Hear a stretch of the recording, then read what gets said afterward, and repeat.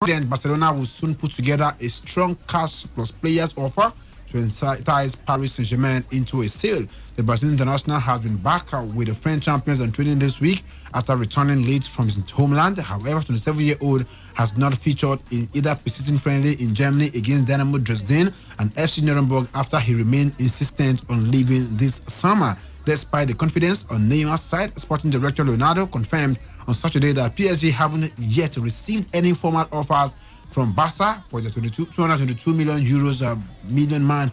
And of course, however, that could only be a matter of time, with super agent Pini Zahavi heavily involved in discussions, confident that the Spanish giant will soon find the money to make the deal happen. Sources has added that Barca are remaining hopeful that Neymar's relationship with the Ligue 1 giants remains frosty and that PSG will ultimately lower their demands and make an agreement more feasible. Leonardo recently told Le Parisien the club are aware that Barcelona are not in a strong position as buyers and that they do not have enough money to purchase the South American without including multiple players in any potential deal. Neymar has not traveled to Germany for either one of PSG's friendly fixtures this week, but sources say the club have made the necessary arrangements for their number 10 to be part of their traveling party to China next week, barring any dramatic developments. PSG will face Inter Milan and Sydney FC in China before Rennes in the Trophy Cup of the Champions, a match for which Neymar is suspended, although he's awaiting the results of an appeal. And of course, Neymar and his agents are hopeful of the deal to Barca going through. Of course, it's obvious that Barca may not have enough cash, looking at how much they've spent to get Antoine Griezmann, but of course, cash plus multiple players deal to bring him. He's hell-bent, his agent is hell-bent that this guy is going back to Barcelona. If he wants to go back to Barcelona, good. He should go back if Barcelona wants him. But I think they should stop making everybody suffer because of Neymar's transfer saga with Barcelona thing and with PSG. Because I think it's something that is everywhere in the media, and the way Neymar talks about it, the way he, actually, I've always known Neymar to be kind of like childish with this kind of attitude he portrays, especially in the media. But this stops it for me, because you really want this, you should talk with your agent and with the club you want to go to and see how it's going to be worked quietly, or even if it's not going to be quiet, but not to the extent that it is right now. If Barcelona wants him so bad, no problem, they should do everything that they can to get him.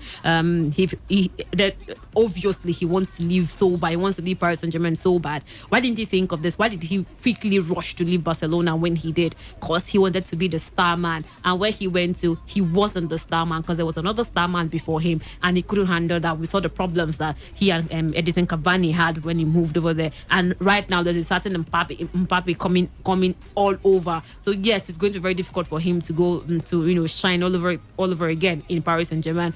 But now going to Barcelona, they have Antoine Griezmann, they have Lionel Messi, they have Luis Suarez, and some other players there. So I definitely think that he would want to come to terms that, okay, I'm not going to be the star man here, but I can probably help the club one way or the other to also win trophies as well, because we think they are going to be very, very competitive, right?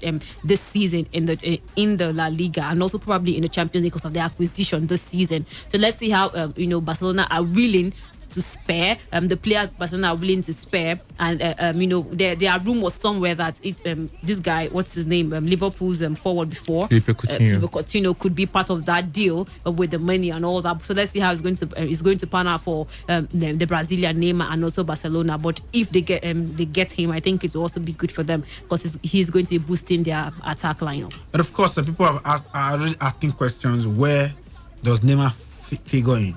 You have Neymar, you have Griezmann, you have Suarez, and you still have Messi in the mix.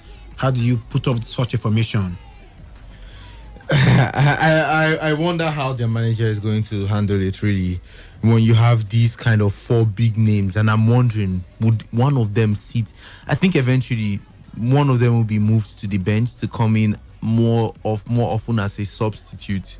And if I'm seeing anyone, I think it might just be Neymar. Or maybe a Suarez. I don't know. I really don't know. What if really. none of them goes to the bench? I don't see how it depends on the formation. It depends on how the manager decides to use. I mean, okay, yeah, it's very possible for both four of them to still play Yeah, very, very possible. I'm just trying to see a formation work out in my head, and I think the manager could find a way. We know Antoine Griezmann is not the point man. He can also come in. I mean, he offers a lot coming in from the wings. He also gives a lot of assists. He's not the kind of selfish player himself. And same with Luis Suarez. So the manager can find a way to, get every single player involved. I mean, playing game in, game out. But then, let's see how it eventually goes. I'm wondering, with this Neymar speculation, I remember when Neymar made that move to Barcelona, to Paris Saint-Germain, Barcelona's president, he kept complaining. He complained for a while about Neymar and his attitude and the reason why Neymar has left the club. I mean, you keep complaining about the attitude of a particular player. You complain so much, and then you're going back to the player. And I don't know why, because I think, but right now, it's not like if they don't have good players. Lionel Messi on his own, he looks like he still has max at least minimum 2 years left, and he's going to most likely end his career with Barcelona. You've got yourself an Antoine Griezmann. Luis Suarez his own is also doing quite well for himself. So it's not the question is not, or the issue is not that you don't have players. So why exactly, after complaining so much about Neymar has ego problems, when he made that move over to Paris Saint-Germain, now you're bringing him in again? And I'm wondering, what exactly has Neymar done to prove himself worthy to be making a return to the new camp? I don't know. But let's see. I feel like that deal would most likely surface. Neymar gets what he wants. That's just the truth about it. And he will get this particular move. And of course, time to go to the phone lines to get reactions from the callers. Hello, good afternoon.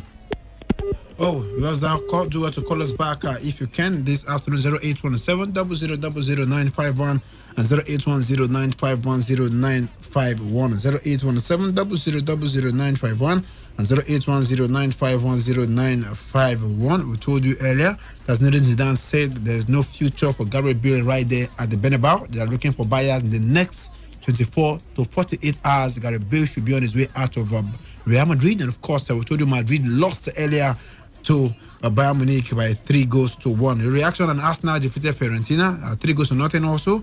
Let's get to hear from you this afternoon. We've told you so many other things. VAR coming to the Premier League this season. And of course, the referee chiefs have said they know there will be so many controversial calls, there will be so many errors, but they're ready to use the VAR in the English Premier League. Let's get to hear from you and keep the calls coming through. You can equally tweet to at me at Emmanuel 90001 at Emmanuel 90001. The phone numbers are still the same, 0817 000951. Hello, good afternoon. Hello, this is Eric calling from Port Harcourt. Eric, welcome. Yeah, good afternoon, everyone in the studio. Good afternoon, Eric. Yeah, I don't want to say much. I just want to say boxers can talk. That kid, I don't watch boxing, but as I heard him talk, I thought he would win. I don't know, they talk a lot here. And please, it's just pre-season. I don't think it will show anything. Look at Dortmund beating us 3-2. So who are the us? Liverpool. Yeah, no, Okay. Liverpool. So, well, I just want the European season to start. Look at the pre-season; they are so sweet. They are even better than all their fun games. Seriously.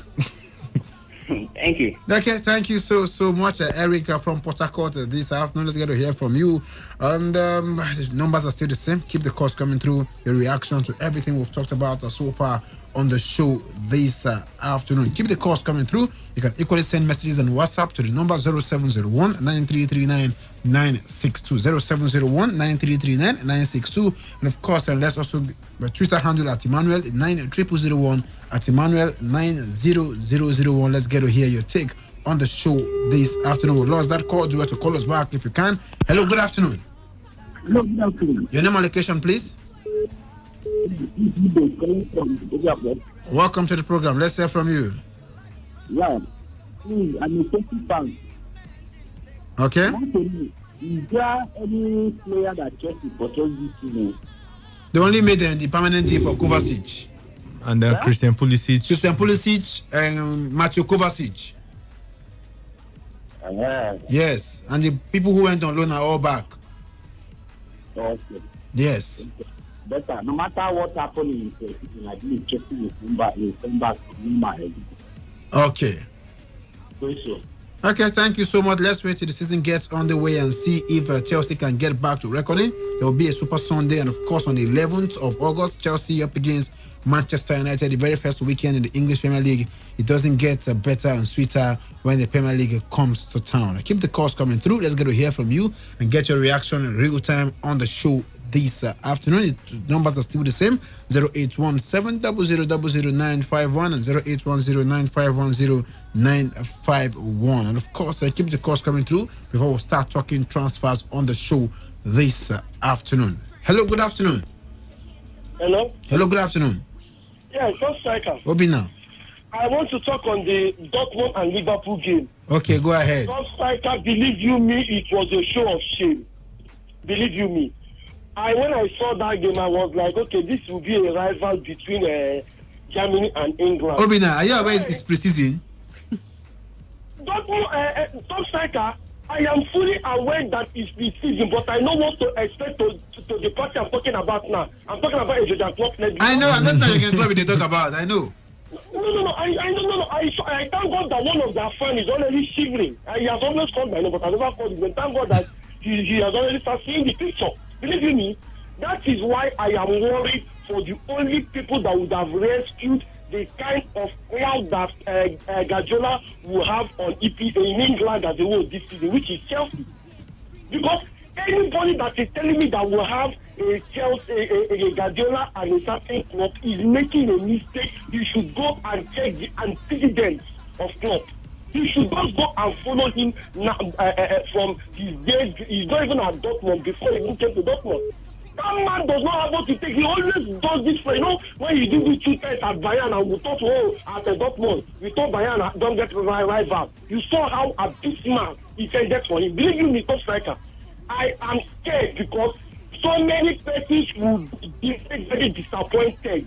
They think Liverpool, Jordan Klopp play Liverpool is a team that will rival Guardiola.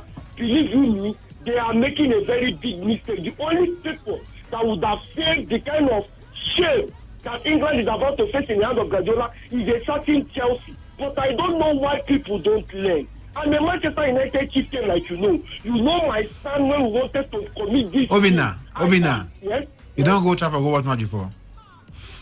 Yeah. Eh? Old Trafford. Yes, you don't go Old Trafford before. No. Okay. No, but I don't go close. Well, I don't hear. I don't hear. Don't like that. Go ahead. Don't like that. No, don't like this is a serious matter. I don't see a serious student. I think that's a joke. The disappointment that people will see this season, because I hear this Club Dejan. I say why people need to learn. Why is it that people allow themselves to be easily deceived? Chelsea was the only redeemer. Guardiola will do it. What Martin O'Neill did with Celtic in Scotland. That is not already past. He swept the study this season. Believe me, I don't know why Chelsea did not just save all of us. I'm a United chieftain, but I root for Chelsea. I wanted Chelsea to be a capable manager because Jordan Klopp is not a man that can stand Guardiola. My Manchester United have failed with their own experiments with Alexander Solskjaer. Arsenal has failed with a mediocre Europa League coach. You saw him, he go to the finals, which is Emery. Chelsea, the man that wanted to at least try, even though he had not won anything at the time, he managed to stumble into his final and he ran away. Tottenham, we know that Levy, he's a very greedy man. He only cares about his pocket, not the ambition of his team. We know him, which is Pochettino. That was why that man was a marriage made in heaven for Manchester United. Though the likes of Woodlow did not see the sign. But I'm no longer shouting. But my problem now is what Guardiola will do to EPL this season. Okay. Not, cannot, will not, and has not gotten what it takes to rival. Chelsea really disappointed everything with Lampard. I've already told you that Arteta is a more experienced coach than Lampard. Arteta has not handled any team of his own. Are you aware? No striker, but you cannot take a man that is learning under the tutelage of Guardiola in Man City to compare a championship coach. It doesn't work that way, Obi now. No, don't think it works. It doesn't work that way. No, your environment affects you somehow. No, it works, my brother. Your environment national speaker. I see your post someone, and I know in sports you can attest to that. I didn't motivational speaker. Your environment affects you. Your environment really affects you. I know Ateta will do better than around 500 times. Okay. Because where you the breeze and the blows don't have to change your skin. Okay. For me, Chelsea disappointed most of us. For club, let's leave it at that. Okay, that's Obina from Orazi. Hello, good afternoon. Oh, well, do you have to call us back? If you can, sorry we lost that call. Keep the calls coming through. Let's go to hear from you. Real Madrid lost to Bayern Munich 3-1 yesterday. And of course, after the match, the coach of the side, talking about Zinedine Zidane, said there's no future for Gareth Bale. And the next 24 to 48 hours, they are looking for buyers. They are discussing originally with some clubs to trade him away right there from the Santiago Bernabeu. Hello, good afternoon. Hello. Good evening, everybody at the studio. Good afternoon. Welcome to the program. This is Jacob. Deacon, welcome to the program. I just want to also greet our sister there, Dorcas. Good afternoon to you. So, what I want to say, Arsenal should not just depend on the preseason. They should sign mature player, not the tension in the Premier League. It's not as easy. They need maturity. They have some good striker in the forward. They need to build the defense very well. Get a very good midfielder to help the forward. If they depend on that one, the season start, it will be another big problem again. So they should try. They have the history of doing well in the preseason. In the Premier, they will not perform very bad. So they should do very well and make sure they pass a good player. They see that the maturity that have helped them up to today, that they can even be able to maintain the top 6 every year, almost 2 years now. And also, I want to ask you a question, Tom Striker. Okay. The question I want to ask, in lawn tennis, we used to know about table tennis before, and lawn tennis, what is the name called now? Because I used to hear you people are not mentioning whether table tennis or this thing, whether or clay also. I don't know the one is of clay and the other one. No, in lawn tennis, we have they have the grass courts, they have the clay, and they have the hard courts. So they have that's lawn tennis, grass, clay, and hard courts. Is it the pitch? Yes, the Yeah, surface that's where their they are court. playing. Yeah. Like in the French Open, it is what's the name? Clay. It's the clay. Wimbledon Okay. is the grass. US Open is hard court. court. So they have the different surfaces. Yes. Okay. What of like tennis and basketball? They have home and away. In basketball, NBA. Yes. Home and away. Maybe you play at home. Yes, they have them on the way. Yes, they do. Okay. But table tennis, they don't have in table tennis. They don't have in lawn tennis too. They don't play home and away. They just go for a tournament. They just go for major. Whoever is hosting the tournament, they go there and play. Okay. Thank you very much. Yes, sir. Thank you so much. Hello, good afternoon.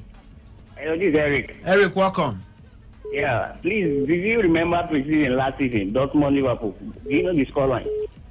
I think Dortmund won that preseason. I can't remember exactly. 1-3-1. It ended 3-1. Dortmund won. Okay. So it does not. It doesn't add up. These are just. Now it's just simple. Do you know what adds up here? Hatred. Just hatred. And most times it's these small boys that play.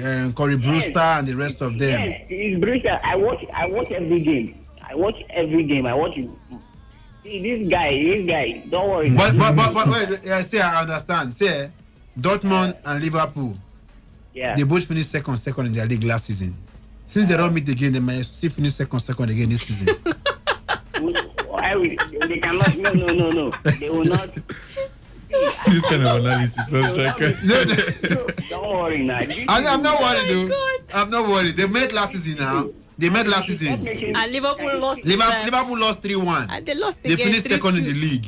They lost again this season. They can still finish second again. Wolves won Man City. Wolves and City, they play last season, preseason. They didn't play now. Wait, I'm just asking that. It does not mean anything. Let me tell you, he's just making excuse. For Okay. Mai is a big thing. Mai will not play Champions League, so Okay. they will concentrate. Thank you so much, Eric. We got your point there. Thank you so much. This is a preseason tournament. Perhaps not really too many meaning to them. Perhaps if they like playing every season and they finish second, let them continue playing. City will play whoever they are playing and they finish first. Who cares about that? Hello, good afternoon. Hello. Hello, good afternoon. Good afternoon, my brother. My name is Ibuka. Ebuka, welcome to the program. Let's hear from you. Yes, there's somebody I used to hear his voice. I no longer hear his voice again. The man from, what does he call his name again? Ghana man, what about that guy? Ghana man was on. You didn't hear him this afternoon. He was live on the show. He was on the show this afternoon. Okay. Yes. Okay. Yes. Okay. That's fine. Yeah, let's face it. The number one team in England is Man City. That's just it. They are the number one team. No need to argue. From the players they have, the reinforcement they are doing, they are just the number one team. Coach they are the number one team, and everybody knows that. For Liverpool, I'm a Liverpool fan. For Liverpool, they are trying. The club is trying. Anybody who says he's not trying, at their own pocket, the guy is trying. Liverpool fans worldwide, they are happy with him. I am happy with him. So, but what I would have done them to do is to get players. I'm sure they will get players because for the the left back, I think Moreno should be going. If he has already gone. If he hasn't gone, okay, he has gone, Abi? Yes. Yeah, free transfer. There should be a backup for Robertson. I think yes. I think they'll get a striker too. But this small boy is now getting goals and they've given him already a long contract. I'm thinking that getting a striker to won't work again. No. But for the goalkeeper, Simon Minole, I don't know if he's going or staying. The club said they're not selling. They're not considering selling him. So he's happy to sit on the bench. Oh, I might as well. Okay. Thank you so much. I'm sorry. We thought you were done with what you're saying. You can call back to finish up what you wanted to be saying earlier in the course of the program. We have messages coming through. Yes. This one is saying, please, guys, who won the female single Grand Slam? I didn't follow up. I think he's asking of the Wimbledon. That's Simona Halep. She defeated Serena Williams 6-2, 6-2. And also... Okay. Hello, good afternoon. Yeah, good afternoon. Your name and location, please. Yeah, my name is Albert. Albert, welcome. Let's hear from you. Yeah, the Premiership, we should wait first for the league to kick off. So we'll not judge who will become champion. For somebody now is talking about there's no competition in England, we should wait first and see. Understand? Yeah. City left yesterday the war. We'll beat them. So anybody can beat anybody. Anybody can take anybody out. So somebody will not call John Clark is not a coach. I didn't know he's not a coach. There's no challenge. Huh? And this man, this very John Clark and Padilla, they have made so many times. Clark is the one. Clark is the idol of him. Inside this speak. Oh, well, sorry, Albert. You can call back if you can. Hello, good afternoon. Hello, good afternoon. Yeah, hello, good afternoon, Tom Striker. Your name and location, please. Tom Striker, this is Solomon. Solomon, welcome to the program. Yeah, I greet your guest. Good afternoon to you. Tom Striker. Solomon. Why you don't be patient? Let the league start. Let that brother who be there, you should not be patient. At least we should know. Pep did not just jump from anywhere. He came from somewhere, from the youth team to the mainstream. Then where he is today. Look at the Real Madrid coach today. He did not have any first team. When he came in, people were what? Shouting. He gone ahead and won, even including the Pep that he's shouting his name now. That Pep now. He is his president. He had many teams. He won straight Champions League 3. Lampard, yes. We just know that he came in. You should know. After a championship team, he handled a championship team for a season. We Chelsea fans, the board, we are happy. We want to make that experiment. Let the league start. Okay. By the time when the league starts, Obina will now know whether we Chelsea will not show that we did not disappoint you. That you should not worry. So you should just be patient. Let all of us be patient. Okay. All what I know, that I know that we only lost only one player. the team, Chelsea as a team, the team is there.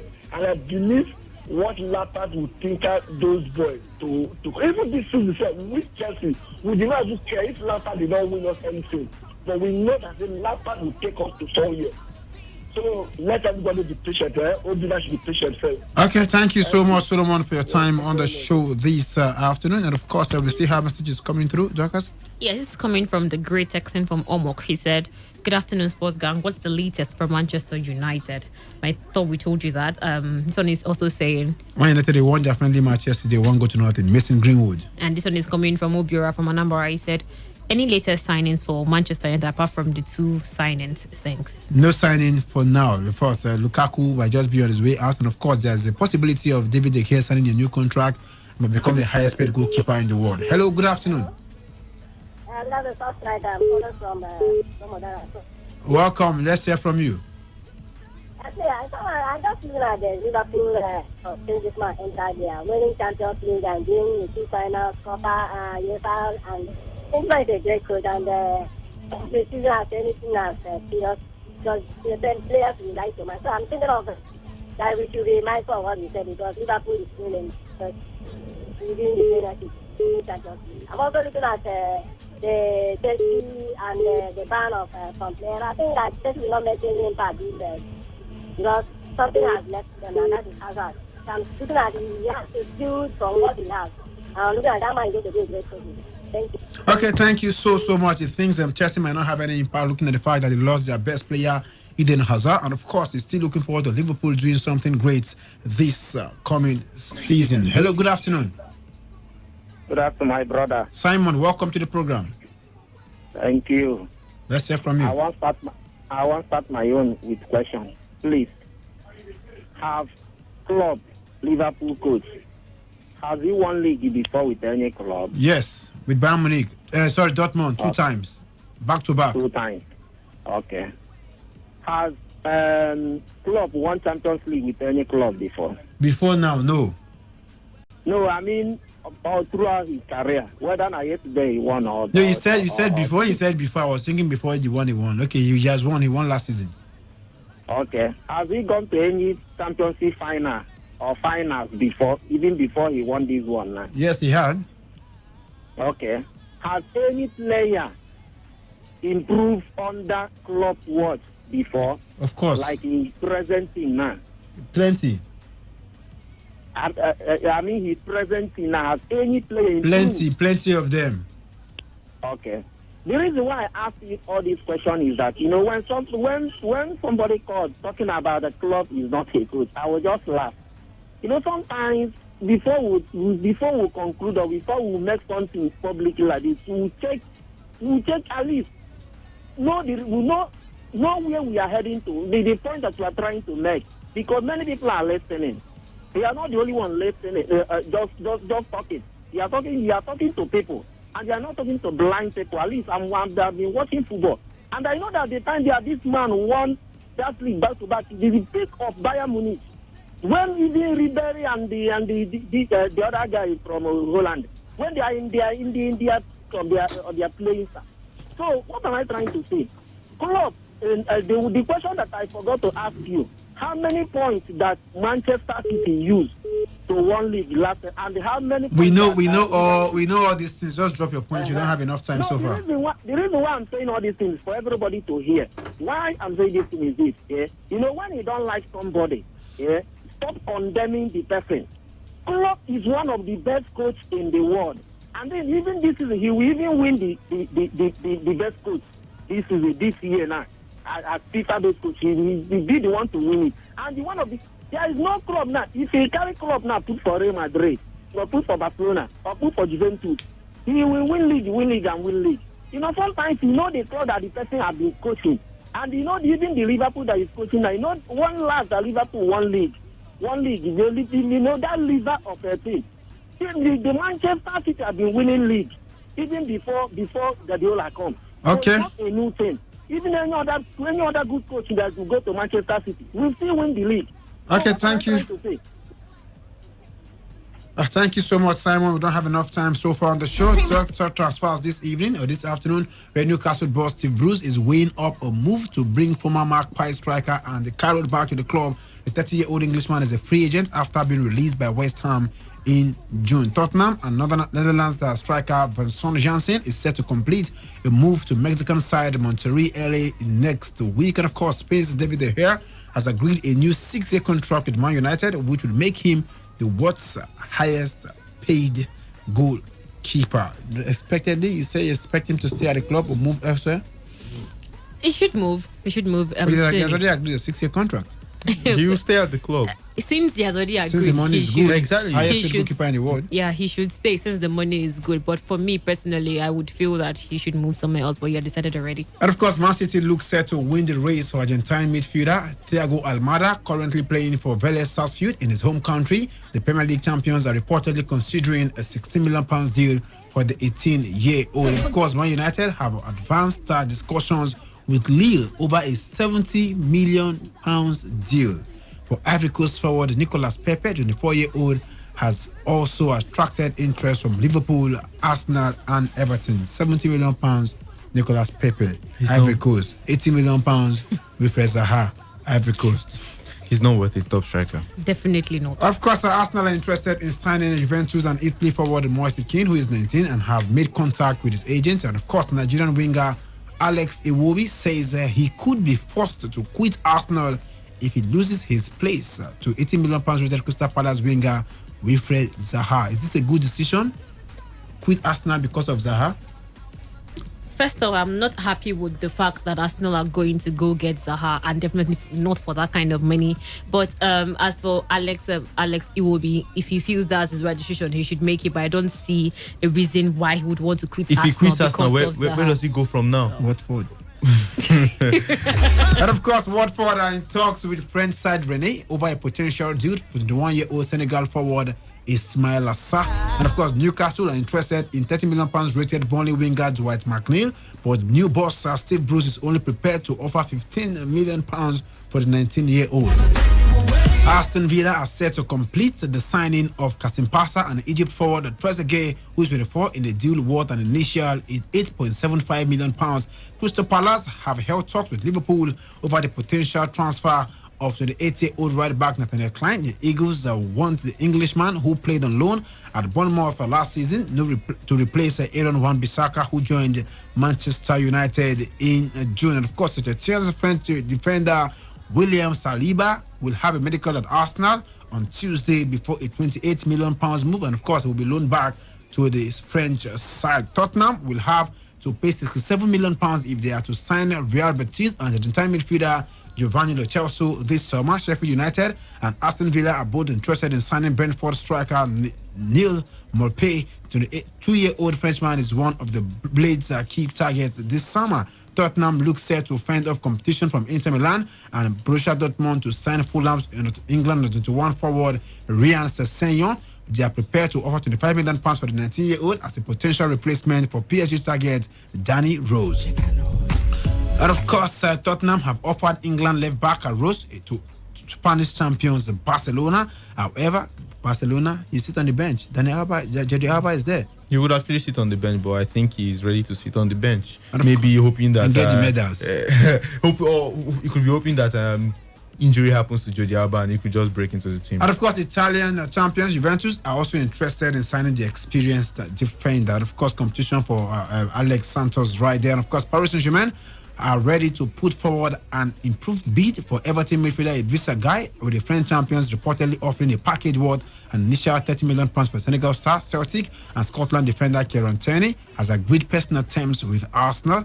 West Ham have been offered the New York Red Bulls and USA centre-back Aaron Long. The 26-year-old has a £4 million release clause in his contract. And of course, quickly, Arsenal boss has said they're only going for players that will improve the squad. Maybe 3, 4, 5 players. If you're not improving the squad, they're not buying you. For Saliba, they're buying him and they're loaning him back.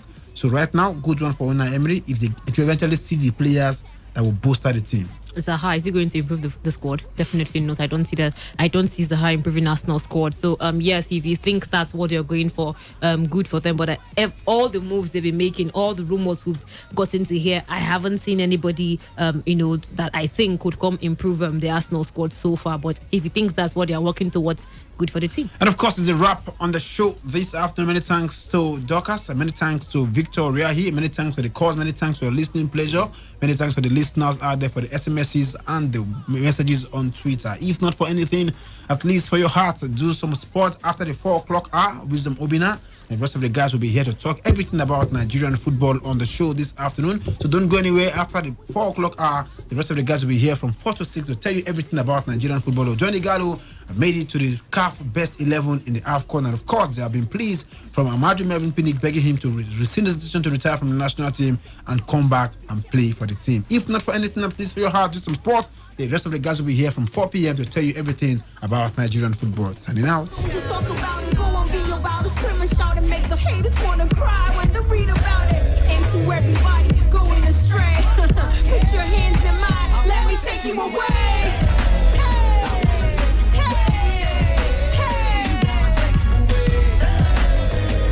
Radio has never been this good. Today, 95.1 FM, Port Harcourt. Port Harcourt, are you ready? Today, 95.1 FM, the voice of the people.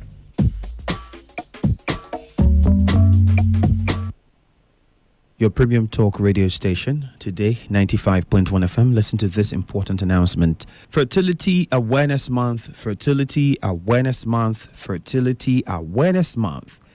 Fertile 24 Fertility Center present a free fertility consultation for fertility cases to every man and woman who visits our office in the month of July 2019. Our office is located at number 1 Chief Amadi Street off Ada George Road, opposite Open Doors Church, Port Harcourt. You can also visit our website at www.fertile24.com and enjoy free nationwide delivery when you place an order. For inquiries, please call 0818 580 1242.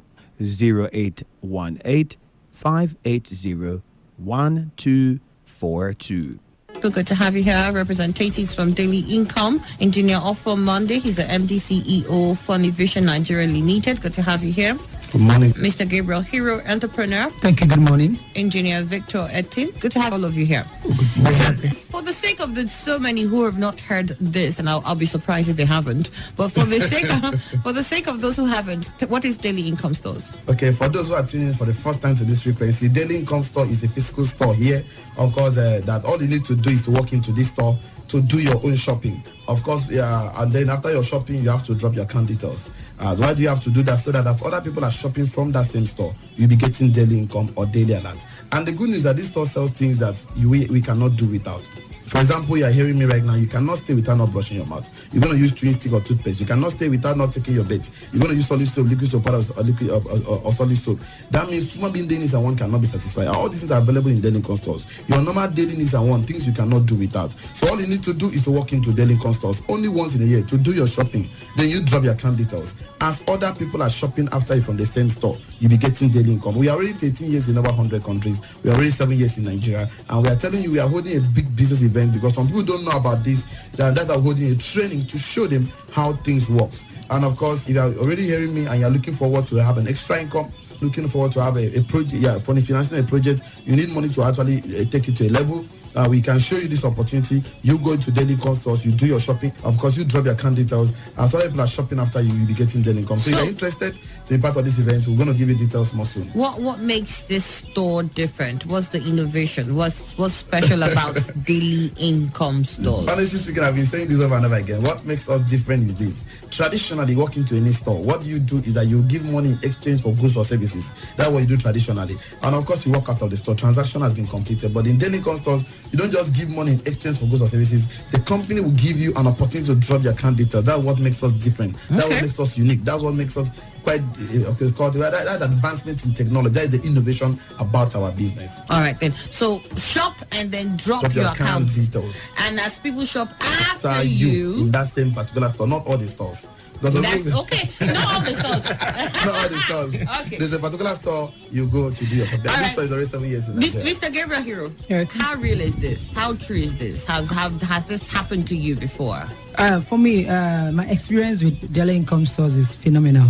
And that's because as a business coach and a mentor, I'm always very keen to know the root of everything I'm into, especially when I look at the relationship between myself and the people I'm mentoring. So at daily income stores, I've come to realize that for every budding entrepreneur, they have the necessary business skill that's required of anybody who wants to go out there and make money. And you're not just making money. In today's world, there's what we call sustainable development. And for you to have a sustainable development, you have to think of a sustainable source of income. And daily income source is one store that gives you that guarantee that you can actually make money on a sustainable basis. For example, my personal testimony, when I went to daily income source for the very first time. Where did you hear them on radio, just like this? Yeah, I was driving. I was driving to my normal business day. I heard them talking about daily income source over the radio. So I picked interest. I got the number. I text. I think that day it was text something. Enjoy, yes. So I was keen to really enjoy the ride with daily income source. So I got there. I sat down. I listened to everything. Their seminar presentation was awesome, and the guys were very nice with me as a person. So then I asked a few questions, and they answered me adequately. Then I shopped, and after shopping, they asked me to drop my account number, which was something I've never seen before. And I thought, is this for? And I said, okay, let me just drop the account number. So I did. I left the account number with them. Got their product home. Their products were very awesome. The product, the beverages, everything were wonderful. Share with you, my neighbors, and they loved it. Then a few days later, I got an alert in my phone. And it was from Telecom. So at that point, I was convinced that for real, this thing is legitimate. This thing is real. It's real. And people are actually making a lot of money at daily income stores. Okay, good. So I'm also going to ask Mr. Victor now to share his experience. All right, thank you very much. My humble self, I actually heard about daily income stores on radio. Actually, it was on a Saturday because I worked in one of the multinationals, and no, I don't work on Saturdays. So it was on a Saturday. I tuned to my radio. I heard about daily income stores where you shop once, you drop your account number, you get paid as other customer shops after you. Of course, the first day I heard, I doubted it. I did not believe it. I was wondering how possible was it that you're going to shop, then you get paid as other customer shops from the same store. It was the second Saturday I heard about it again. I said, okay, a question came to me, have you not used toothpaste? I answered myself, I've used toothpaste. So why not go and see? I went to the program. On getting there, I saw that the products they actually had were all NAFDA certified, toothpaste, soap, beverages, things that we use every day. Of course, they are packed in hampers. I decided to pick an hamper for myself. Before I left, I dropped my account details. I got home, I told my wife about it. We used the product. It was awesome. Of course, I told all my neighbors and every other person. Wednesday, they did their shopping. But today, a few days later, I got an alert. I must confess to you that what I'm getting from daily income stores today has been wow. I don't want to mention figures on the air, but for those that are listening. They're looking at you, and this has been consistent. As people have continually as other people keep shopping from the same stores. Of course, so 2 years. That's what I'm saying. For 2 years now, it's not what it's just happening. So income money 2 years now. Of course, it's not new. That's why we are here in this city to tell the people about it. So who can be part of the training? Actually, we are expecting to see everybody. We are expecting doctors, engineers, commissioners, educated, not educated. As far as you are spending money every day, you deserve to make money every day from daily income stores. At least everybody, of course, need an extra income. And definitely it's a one opportunity for you. I shopped 4 years ago. So I've been getting daily alerts for the past 4 years. So you are doubting, come and see me at the venue of the program. And it's going to happen tomorrow, no African time. By 11 o'clock for the morning section. You cannot come by morning. We have the evening section by 4 p.m. It's an hour training. We have question time for question and answer. For those who want to actually do their shopping, you can do it at the venue of the program. You can pick your packages at the venue of the program. You can always drop your account number. Because bankers are always there for those who don't have account number to open the account. So we have free product for the first 100 participants. No more 10. But we normally have crowds in our program, so we're increased to 100 right now. So you're interested, just text the word enjoy. For those who want to enjoy in 2019, I think you're going to hear me call the number. Please text the word enjoy. Just text enjoy to this number 0803 7796 097. Again, 0803 7796097. And for the last time, 0803 7796097. Okay, so I know that this is fantastic. I mean, you said you've been with it 2 years, you had 4 years, you last year, and then it has been awesome. But as we all know, with every business, there's got to be some risk to it. There must be something about the job that you must tell people that see you. Okay. Sure. There's a risk involved. The risk involved is that if you shop from Daily Income stores and no one else shop from that store, the store cannot pay us because that particular store now. That particular store. It's not Ponzi scheme, it's not cryptocurrency, it's not charity organization, it's not an NGO. This is a real business opportunity. So, but the question is that would there ever be a time people will not shop from the store? The answer is no. People keep shopping every day. For the past 7 years, this store has been in Nigeria. We are shopping every single day. And of course, the good news is that we get daily income. And I think let him say the final word because we're running out of time. All right, go ahead. Let me have the final word. For those sitting at home still doubting, is it real? Is it possible? I want to tell you, for 2 years now, I've been earning this money. The first day I had, I actually doubted it. So for you to be part of this program, like we said, you need to text us "enjoy" to this number so that we can reserve a seat for you. The numbers 0803 7796097. Again, 0803 7796097. And for the last time, 0803 7796097. Like we said, you need to text us "enjoy" to this number so that we can reserve a seat for you. We are going to reply you accordingly. And you did not tell us last year, John, all expense paid trip because you patronized us a lot. Was he on the trip? Yeah, last year. All of course. All expense paid trip. Also coming. I saw his name already. It's okay. I love those of us who just came in to go. That's a good one. Let me get your last word, Femi. All right, for me, I would like to say seeing is believing. Don't just sit back home and hear this program on radio and ask questions to yourself. If you have any question, just come to Daily Income Stores. Bring all the questions, bring all your reservations to Daily Income Stores. Everything will be taken care of. Okay, for my own, the final word is that the difference between where you are right now and where you want to be tomorrow is action. You cannot always complain about the economy, you cannot always complain about the government, you cannot complain about everything. You have the right to take action, you have the right to take decision to do different things to get a different result. So if you want to be part of this event, program we have is for the first 100 people that will be at the program. Just send the word "enjoy." The numbers 0803 7796097. Again, 0803 7796097. And for the last time, 0803 7796097. See you there. God bless you. Remain blessed. Thank you very much. Thank you. Port Harcourt, are you ready? Today, 95.1 FM, the voice of the people. Super Eagles, waiting they happen, waiting they share, we want no. Shayna Winch, I've been landing, no matter their plan, no, we go still they fly.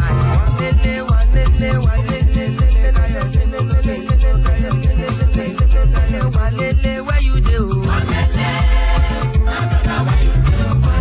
Walele, where you do?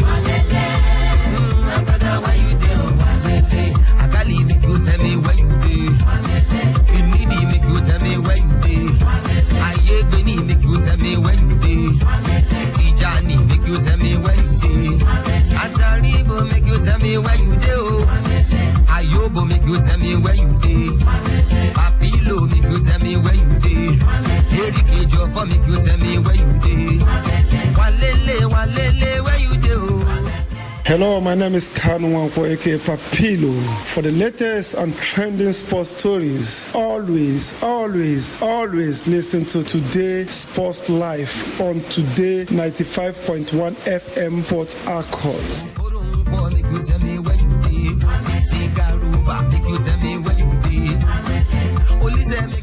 A very good evening to you, of course, and welcome to the second half of today's Sports Live. This beautiful Sunday evening, reaching you live from the studios of a premium news talk and sports radio station, Today 95.1 FM, here in the Garden City of Port Harcourt. My name is Wisdom Obina, and I'll be your anchor on the show today. I have the man who always is always alongside me on this side of the divide, Chidubem Njoku. Chidubem, welcome to the show. Yeah, good evening, Wisdom. Good evening, Port Harcourt, Nigeria, the world at large. Welcome to this part of the segment where we talk everything local football.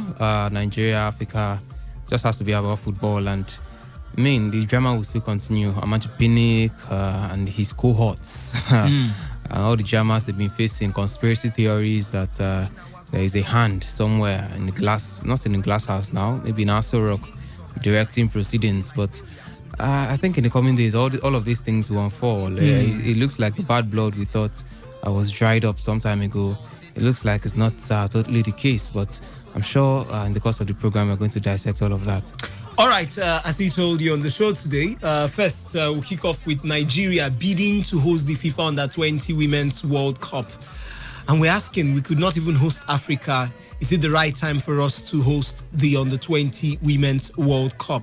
Or just maybe you join those who feel, yes, it's good and it's okay at this time to help us get further when it comes to our facilities. Sheya Kinwumi, Shehu Diko, and Amaju Pinnick, they've all been stripped of their responsibilities in CAF.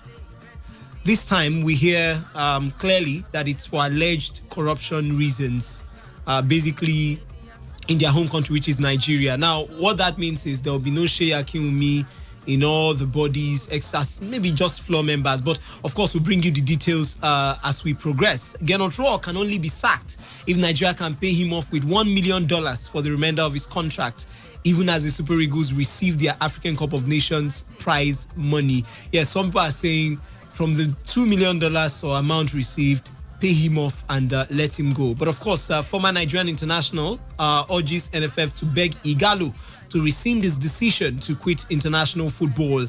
Bonfrey Joe and Augustine Guavon are also on the show this evening, and even as pressure from fans for Raw to be sacked intensifies. The show is packaged to be interactive, so we encourage you to be part of it by hitting us on any of our feedback platforms. For SMS or WhatsApp, the number is 0701 933 9962. That is 0701 933 9962. You just send your SMS or WhatsApp messages. On Twitter, you can tweet at us at TodayFM951. That is TodayFM951. Or you can copy me at Wisdom_OB. That is Wisdom_OB.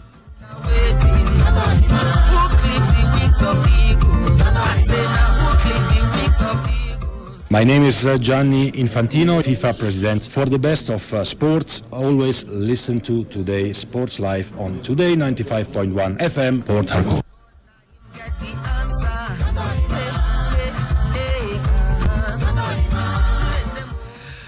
All right, we move on straight to the Under-20, where Federation of International Football Association, FIFA, are considering a bid for Nigeria for the hosting rights of the Under-20 Women's World Cup for next year. India and South Korea submitted bids for the 2020 Under-20 Women's World Cup, with the former named the 2020 Under-17 Women's World Cup hosting match. Now, FIFA are reportedly looking beyond the Asian continent for the host of the Under-20 Women's event. Hence, Nigeria have a chance to become the first to stage a FIFA Women's tournament in Africa. Sources close to the Nigerian government disclosed to Goal.com that a bid has been submitted following the reopening of the bidding process, which initially closed last September. In 2009, Nigeria successfully staged the 13th edition of the FIFA Under-17 World Cup, which was won by Switzerland, with the Golden Eaglets finishing as runners-up, a success they aim to leverage on. We've tendered a bid to host the FIFA Under-20 Women's World Cup, and we believe we stand a bright chance of winning the hosting rights, a source from the NFF told Goal.com. It has been a while, about 10 years now, that we last hosted a major tournament. We think getting to host these tournaments will be the beginning of great things for Nigerian sports, not just football. Corroborating development, a top NFF source close to FIFA confirmed officials of the world governing body are scheduled to visit the country next month for an inspection. Nigeria has participated in all the previous 9 editions of the 16-nation competition and progressed to the final twice before losing to Germany on 2 occasions. Chidubem, breaking story here. Nigeria trying to bid for the Under-20 World Cup hosting rights. Good news or not so good news? Well, it's a good thing that they've put in a bid, and I won't say it's bad news. So sounds more like good news than bad news, because when these things come around, we know the benefits that come with it. First of all, the economic benefits. It brings a lot of business in around the country, and it helps to empower a lot of people around that period, because we also see local tournaments, even as little as games, MPFL games being played, and then we know the kind of frenzy that happen at those venues, especially when some of these big matches are played, or even continental football comes around. We know how it boosts the economy of the state. We have people visiting, lots of businesses just for the meantime are opened and all that. So a lot of people make money from that. I mean, we can't forget in a hurry how much of the frenzy, the badminton championships rather, we just held just a few months back, and we know how that brought a lot of traffic to Rivers State, and quite a lot of people benefited from it as well financially. So the Under-20 coming around is going to be massive, because women football is on the rise, whether you like it or not. We saw what happened in the World Cup. It was unprecedented. The followership, money's gotten. I mean, interest in women football is becoming something else. Everybody, or close to everybody now, is beginning to put at least an eye on women football. And it's quite encouraging that Nigeria is looking that way, because we are the powerhouse, undisputedly, in Africa. We are the numero uno when it comes to women football in Africa. We don't have competitors when it comes to pedigree and all that. We've won it 9 with the Alcon 9 times. Nobody has even come close, and that tells you the kind of dominance we've enjoyed on this part. And it's only right that we managed to host these competitions, because it's been a long time we hosted any world competition. The last time we did that was in 2009, if I'm not mistaken, when we hosted on the Under 17, and had some very good performance. So we lost to Switzerland in that one, the finals. And and it was quite good for us, because I can remember very well that some of the stadiums that were dead were brought to life just by the virtue of hosting that competition. Even the one at our backyard here, the Liberation Stadium, that competition actually brought the Liberation Stadium back to life, because at the point it looked like that stadium was all forgotten about. But when that competition came around, the Under 17 World Cup, so some of these stadiums which were forgotten, the one in Kaduna as well, brought back to life. We saw football in some places. The clubs also will benefit from it, because we know that the Liberation Stadium now is refurbished. We know it's an artificial turf at this point. I'm not sure FIFA will want to use an artificial turf. Maybe in due course they will let us know about that, but I doubt if in 2019 they want to use an artificial turf. But these are the things that will improve the fortunes of some of the clubs here, because if for instance the club the turf is bettered to natural grass, definitely the club playing there, Rivers United, will be the better for it.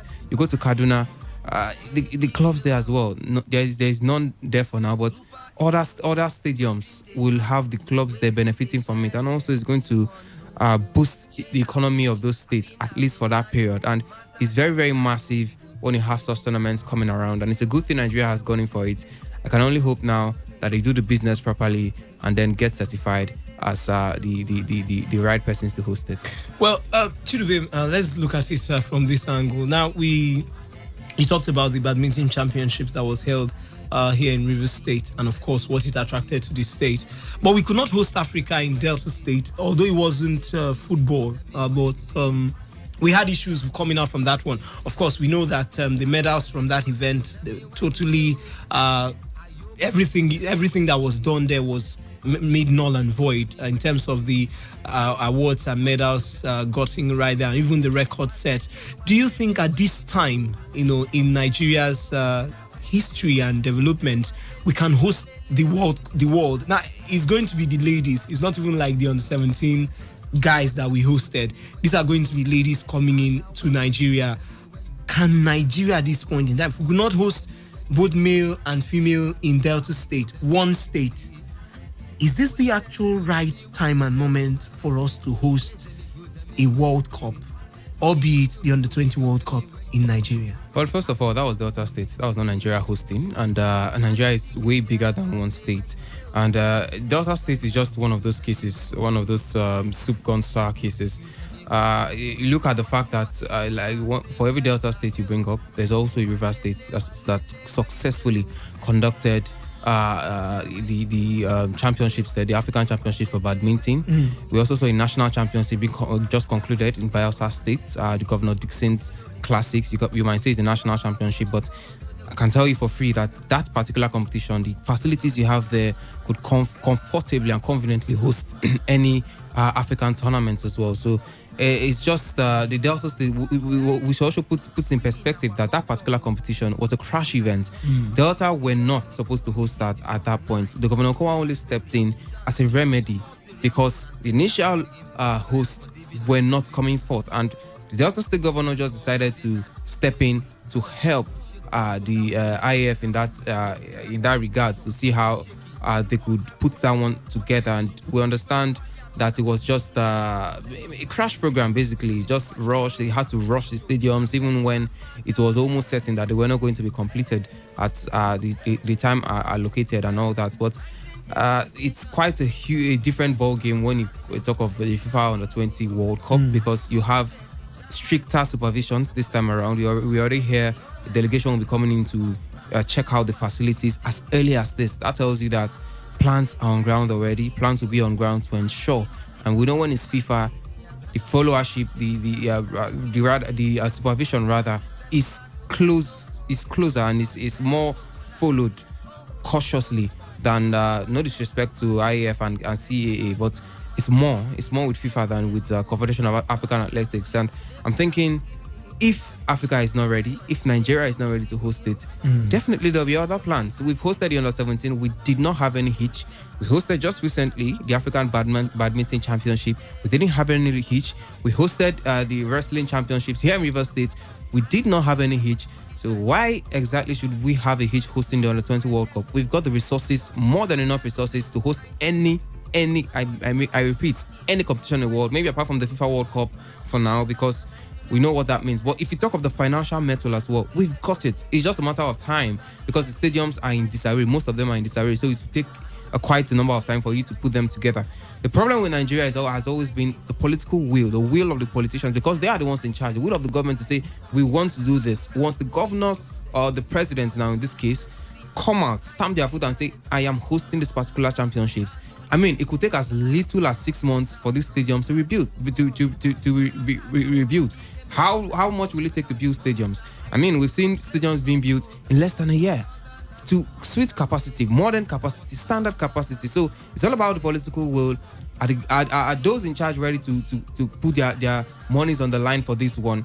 They've put in the bid, and I'm sure they are going to follow it to the letter. It's been a long time, like I said. Nigeria did host the major footballing competition. We are a footballing nation by culture, by history, by pedigree. We are one of those countries you talk about being naturally inclined to football, and we shouldn't be starved of football for such a long time. It's about time we get to host something, even if it's not a global, the senior teams, so to speak, the senior events. That's the senior World Cup events for male or female. If we can manage this one, the Under-20s, it can be a stepping stone, because like I said, there are lots and lots of benefits it's going to accrue. I'm not in any way doubtful of our chances to host a successful World Cup, because we've done it in time past and there's nothing stopping us from doing it. Before you ask the question, if this is the right time, there's no better time. The elections are passed by us. We've gone past that. That would have been the only impediment, because we would have said, oh, the monies are being channeled to conduct elections and all that. But there's no major event coming up nationally. We don't have the National Sports Festival coming up.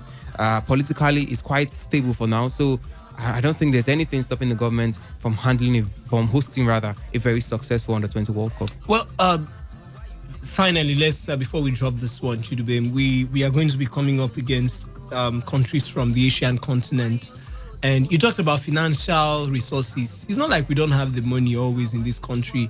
The question is actually doing the right thing. Not really like there are no resources per se. It's doing the right thing, and there's always been a problem. Now we are going to have compete favorably in terms of this bid with the Asian nations. Do you think they will consider our proposal, knowing the challenges we have in the country, not just in terms of security, the fact that most times we hardly host tournaments that one or two little stories don't come out from it? Competing against the likes of South Korea, maybe India, as the case may be, do we stand any chance? Like, if you were the one to consider the proposal? I think so. We don't stand a chance. And where we don't stand a chance is the facilities. Because if you're coming to Africa, if you're coming to Nigeria especially, you're trying to give us a chance to rebuild. But for South Korea, for instance, this is a country that already has facilities on ground. They don't need to start rebuilding again. All they need maybe is just to brush up what they have and make it look, put it in the finest of shapes. But for Nigeria, how many stadiums can you beat your chest and say we can host, or these stadiums can host the global competition? I don't think we even have one, the stock of two.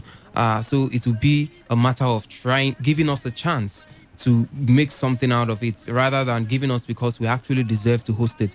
Because it was almost similar case with South Africa hosting the World Cup. It was not because South Africa were the best prepared or the best set to host the World Cup, but it was just because Africa had never hosted the championships, and it was quite unusual. It was quite unbalanced, and that's the right word to use now, for Africa not to have hosted this tournament when every other continent have done that. So that was why Africa had to be given a chance. So if it wasn't South Africa, it would have been some other country in Africa, and it just had to go to Africa at that point. That's why Africa hosted it.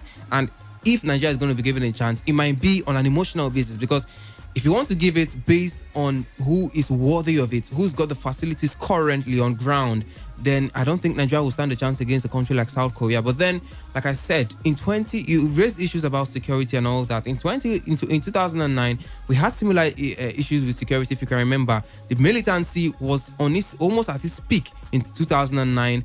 Issues of insecurity were on the rise, and it was one of the insecurity was one of the problems then.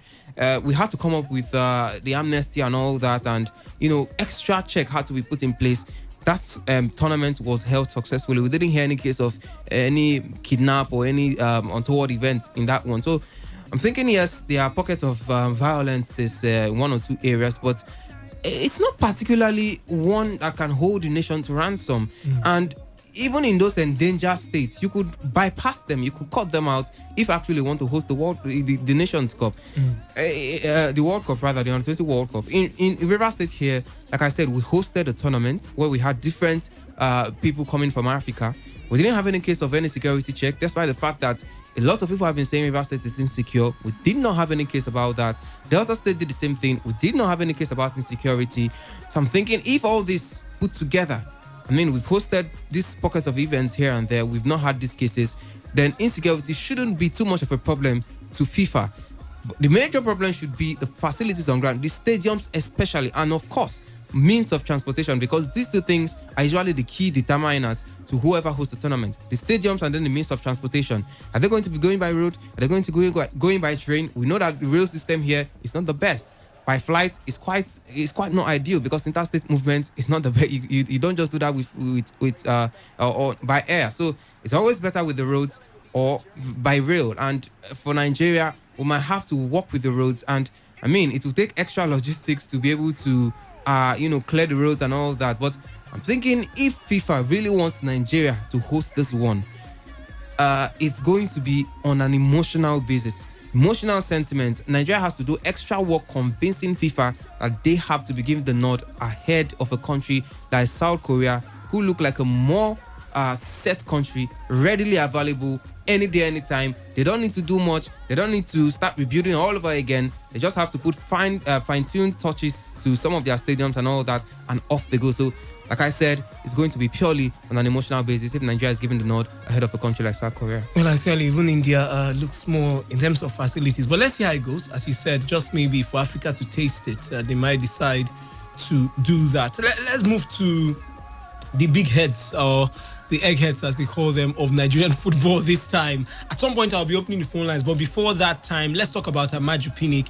The free fall from grace to grass has continued for the president of Nigeria Football Federation, Amaju Melvin Pinnick, after he was dropped from all CAF standing committees, including the all-powerful AFCON Organizing Committee, which he headed. A top CAF official exclusively disclosed to Score Nigeria that Amaju has been stripped of his membership of all CAF committees, of course, including being president of the very important AFCON Organizing Committee. He's now just an ordinary floor member on the CAF Executive Committee. Besides previously holding down the presidency of the AFCON Organizing Committee, Pinnick was also a member of the Emergency Committee, which is widely regarded as the engine room of the continental ruling body. CAF President Ahmad Ahmad on Thursday fired Pinnick as his first president and replaced him with Constant Omari from DR Congo, following a litany of allegations brought against the NFF boss. Reports further gathered that two of the other NFF officials accused of corruption, Sheyi Akinwumi and Shehu Diko, will also suffer the same fate. Akinwumi is member of the Organizing Committee for Youth Africa Cup of Nations under 17, under 20, and under 23, while Shehu Diko is on the Organizing Committee for Interclubs Competition and Club Licensing System. CAF are currently reworking their various standing committees to be more effective and take in persons of proven integrity. Chidubem, Amaju Pinnick, Sheyi Akinwumi, and others dropped, that's Shehu Diko basically, dropped from all activities with the allegations of corruptions, the alleged reason. How much of an impact will this be on Nigerian football? We talked a little about this yesterday, but now we're getting to know that everyone, that's every Nigerian representative right there in CAF, would not be part of anything mainstream. What negative impact or what kind of impact might this have on Nigerian football? As massive an impact as not being a part of major decisions in Africa would cost you, and it's quite saddening at this point that a country as huge as Nigeria will just be kicked out of management, high top level management in Africa, and the decision making, of course. It's sad. I'm thinking there are a lot of politics behind this one. A number of people were talking about the fact that it could have been a certain former sports minister somewhere, Solomon Dalong, who's been the mastermind of Amaju Pinnick's downfall. And I took that with a little pinch of salt, because we know we've seen stranger things happen in football, and we know that in recent times it looks like there's no love lost between Amaju Pinnick and CAF President Ahmad Ahmad. So there are lots of twists to it, lots of conspiracy theories will continue to go up and down. But like I said, in due time we're going to get the real juice to the story. But for now, throwing out three of our key men, Amaju Pinnick himself, it came as a blow, it came as a shocker. I didn't see that coming. For Akinwumi now and Shehu Diko being thrown out as well, we'll not forget in a hurry that they have a case to answer here in Nigeria. They failed to do that, and who says that is not what's happening now is not a repercussion of whatever they failed to do. And someone somewhere must have convinced Ahmad that, come on, like they say, the enemy of my enemy is my friend. And if Amaju Pinnick is not your friend, he's your enemy in quotes now. Maybe if Ahmad too, an equal enemy, why not meet together and see a way to even further trample the already fallen elephants beyond his limit and all that. So it could have been a case of that. But I can't be sure at this point. It's all conspiracy theories and flying here and there. I think in the coming days we're going to get the full gist of the story, but it's quite shameful and sad that Nigeria will not be part of key decision making in Africa for now, because the fact that the three of them have been kicked out, it doesn't just end there. We could see replacements coming in very soon, because it will be quite unideal for Nigeria to be without anybody in CAF. It's quite unspoken of and unheard of. I'm thinking in coming days we are going to have replacements. Who those replacements are going to be is left to see. But I think the replacements, what it will do for us is that it's going to help us, it's going to give us an inkling to where this problem is coming from. Because I'm thinking that when replacements are made, we'll look at the persons that are brought in, look at where their loyalties were before this incident happened. Maybe we can be able to tell that this is where the problem came from. Was it from the sports minister? Was it from the CAF president? We're going to find out in the coming days. But for now, it's shameful. I'm sure Amaju Pinnick, this is not the end of it. The man will surely, definitely fight back, because he's got loyalty to the FIFA president, Gianni Infantino. You don't buy that in the market. It's difficult to come by these days. Such loyalty, such friendship, such camaraderie, it's very difficult to come by. And Amaju Pinnick has gotten to that level. He's a tough nut. He's a tough nut to just throw away these days. Yes, he might have been kicked out of CAF, but I don't think it's the end of the road for Amaju Pinnick. And I'm saying that quite confidently because the man has shown us that he's not a person that can just bow out like that. Yes, we saw Shuaibu Amodu come this powerful, come to this extent in football, became almost as powerful as Issa Hayatou at that point. Had Amos Adamu. Amos Adamu, sorry. Had almost similar camaraderie with the FIFA president, then Sepp Blatter. But all of a sudden, corruption cases and all that, he was thrown out of CAF, thrown out of FIFA, and that was the end of Amos Adamu. I'm hoping that should not be the case of Amaju Pinnick, but except he has a fallout with the FIFA president, then maybe that might be the end of Amaju Pinnick. But for now, the man has got a fighting chance because he's still in good terms with the FIFA president. I'm thinking Amaju Pinnick somehow will have a comeback. Wherever the comeback comes from, I don't know. But I don't think this is the end of the road. Corruption in Nigerian football will always find a way to maybe be the alleged reason or discover us even on the continent. They always say learn to cure your problems before you think of curing someone else's. CAF and its president, I tell you, look like they're actually paying attention to the local scene, be it the issues between Giwa and Pinnick, be it at some point, I even feel if someone might shockingly shock us, Ifeanyi by himself, who traveled to Egypt, and all that. There are a lot of people who I feel probably are working behind the scene. There is no crown that is without a cross. So most times others might be fighting to get it. But Chidubem, quickly before we move to the AFCON prize money and all that, and maybe even open the phone lines, can we ever cure corruption in Nigerian football? Look at the fact now that we have the issues of the World Cup, the aftermath of the World Cup, the monies that they've asked them to bring back or account for, as the case may be. And ever since, we have not heard the last of that story. Pinnick has always hidden behind the big mirage or the big shoulders now or image of FIFA to tell us that whatever he's doing is actually right, stating his own reasons as to how he spent the money, even if he can't align with Solomon Dalong. Now, the simple truth is we need to cure this menace in African football. What do we do? Is it about separating football from politics? Money will still come. Is there a way we can actually get forward from this level? It's not looking nice anymore, I tell you. Not just football, all other parts of Nigerian sport. First, I personally, I don't think it's possible to eliminate corruption. Because corruption is almost everywhere, if not everywhere. But the best you can do is to curb it to some extent, try to curtail it to the barest minimum, and that's what Nigeria can afford to do. First of all, we have to strengthen our institutions, because if the institutions are not strong, once individuals are stronger than institutions, then definitely nothing is going to work. Because if you have an Amaju Pinnick who can stamp his feet and say, this is not going to happen because I am here, because I am loyal to the CAF president, because I am friends with the FIFA president, you cannot sack me, you cannot probe me, you cannot get Nigeria banned because, or even threaten that Nigeria is going to get a ban because you are close to the FIFA president. I mean, all these, when you have individuals that can pose themselves as gods, when you have a ruling body in charge, then you keep having this problem. So the institutions have to be strengthened, be powerful enough to kick out individuals when they deter, when they go out of the right path. I mean, we see these things happen all over the world.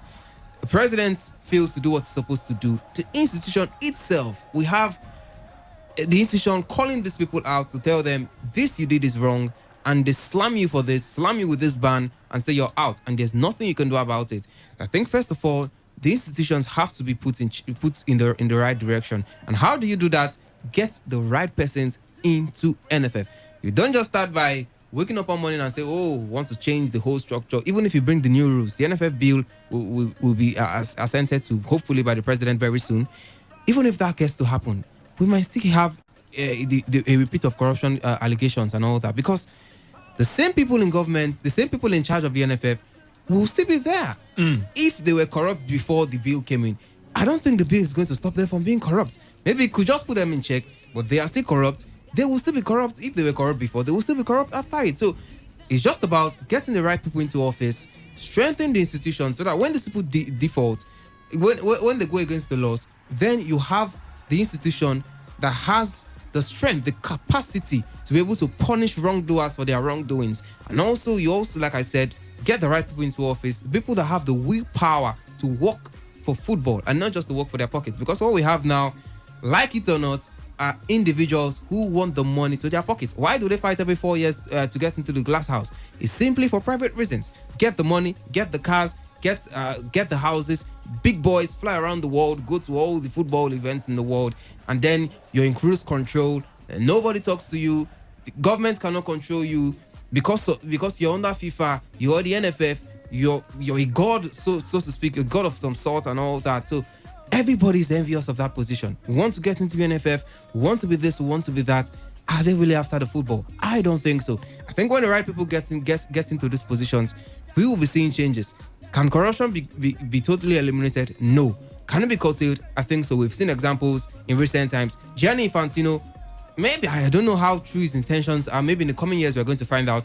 But from what we've seen so far, it looks like the man has come in with a deliberate plan or a deliberate purpose to curb corruption.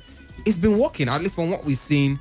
We've not had cases of corruption from FIFA in recent times. Like I said, only the coming years will tell what's actually going on. But I mean, in recent times, we've not got to see that. That tells you that corruption can actually be curtailed if you have people with the right mind, the right thinking, and of course, the willpower to do so. If Nigeria can get those set of people, I mean, flush out those with the wrong mindsets, strengthen institutions, and I'm thinking corruption will be a thing of the past. Well, while we are trying to actually wash out the dirt on our shirts, we have another money coming in.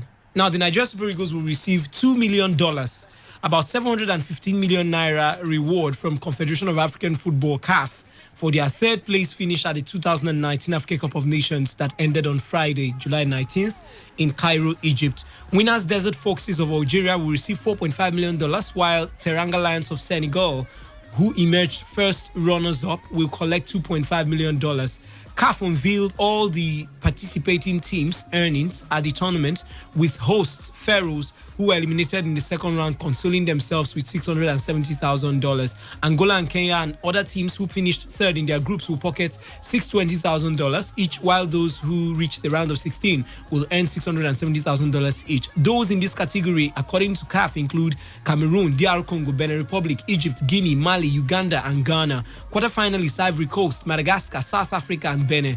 CAF said will receive $800,000 each, with semi-finalists Super Eagles of Nigeria and the Carthage Eagles of Tunisia pocketing $2 million each. Chidubem, another money has come, and the last tournament we went for as a national team, the money is still what is causing the issues and alleged corruption now that CAF is using to throw our men out. Another money is coming.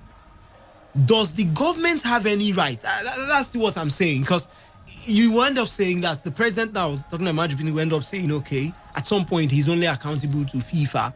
Does the government have any right to ask for this money? No, they don't. And the reason is quite simple. The NFF, the FIFA statutes are quite clear. When the money is coming from FIFA, then that money can only be accounted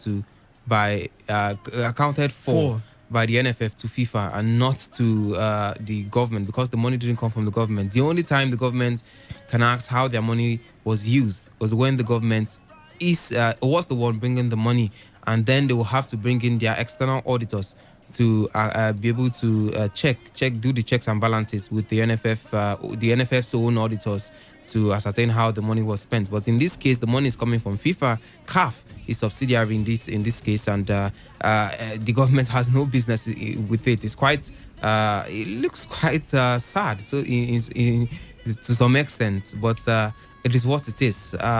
Quite sad, because it looks like the MFF has not been doing what they are supposed to do, or they are expected to do, and that's why it hurts when you see these monies being frivolously spent sometimes, and nobody can bring them to check because the government's hands are tied. But wisdom, like I said, it is what it is.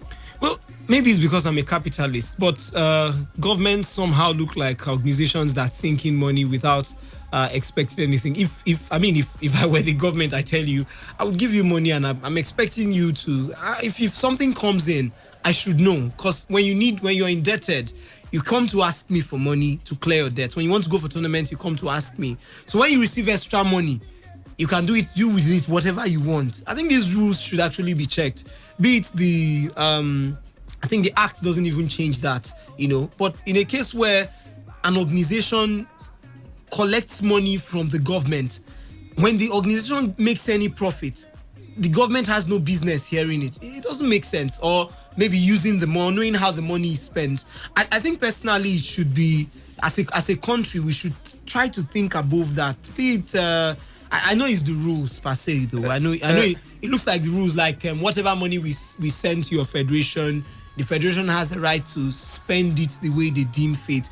But I think if I give you money, if you come to me, if I have any investment inside, I should know whatever comes in. It might not be profit per se for me, but I should know what comes in, so that next time I can add, even if small, to give you to go for the next tournament. It's really tough. Maybe it's because I'm a capitalist, by my own way of thinking. Not necessarily. I think maybe it's because of the way things are being run here in Nigeria. It's not quite the normal way. We do things in our own special way here in Nigeria, which is not how it's supposed to be. The NFF is not supposed to be running to the federal government to ask for funds to prosecute these tournaments, because you are supposed to, the body in itself, NFF, should have come of age to be able to cater to its own needs. And these FIFA tournaments, make no mistakes, they are funded by FIFA. They are funded by CAF in this particular case. CAF gives you the money to prosecute this tournament. The money might not come immediately, but the monies would definitely come. They give you the money to prosecute this tournament. So whatever money is coming from it, it is the business of CAF, because they are the one who gave you the money. The government didn't give you the money to say, go and prosecute social tournament. The only place maybe the government can come in now is when the government releases money, say, pay Mikel Obi social amount, pay the players $5,000, pay them £5,000, and you fail to pay their transport fares. That is where the problem comes in. And the salary we are paying. Of course, that's where the government can check. The government can actually check that. So what else is involved in prosecuting a competition, if not for transport and salary? No, not the transport. The transport is provided for by FIFA. That's part of the logistics, by CAF now rather. That's part of the logistics to prosecute the tournament proper. But for the payments of the players, that's not the business of CAF. The government, the players are employees of the government. They are playing for the government. So the government pays the players. If the players are not paid, then the government can step in. But not money is coming from CAF. I think this is something that is causing a lot of issues. If be it that other countries, we have people who are sincere enough to know how to organize things, and they have clean auditors that audit the systems. Now, the CAF money now did not come till the end of the tournament. Yeah. Good. And you came to meet me and, okay, let's say I'm the government. You say, Wisdom, it's time for us to go for the African Cup of Nations. Can you give me some money to prosecute this tournament? Of course. Now, you tell me that CAF has not given you maybe the money for the key fare, the kits and all that. I'll provide those ones. The kit, the boots, everything that they will take in total, the food, everything, the hotel, expense, everything. Now, I give you a particular amount to take care of these bills. And CAF is meant to give you back the money for logistics. Yeah. Am I not supposed to get my money back? Of course you are. In that case, if it's what you just spelled out, definitely the government can step in, because it's their money. Like I said, it's the source of the money is the problem. If the money is coming from the government, whatever the money is being used for should be known by the government. The government should be able to have a full understanding of what CAF and a full breakdown of what the NFF has done with the money. They have every right to ask about that. But the only issue comes in when the money is not coming from the government, when the money in question did not come from the government, then they have no business questioning how that money is being used. And here's the reason. The reason is to curb corruption as well, because some governments could take advantage of it. The NFF maybe gets some money from like the 750 million or so that's coming in now. Government can say, oh, this money, pay it to the government first. The government will tell the NFF how they want to use the money. But in reality, these monies are not paid to the government because CAF doesn't recognize the Nigerian government. CAF recognizes NFF.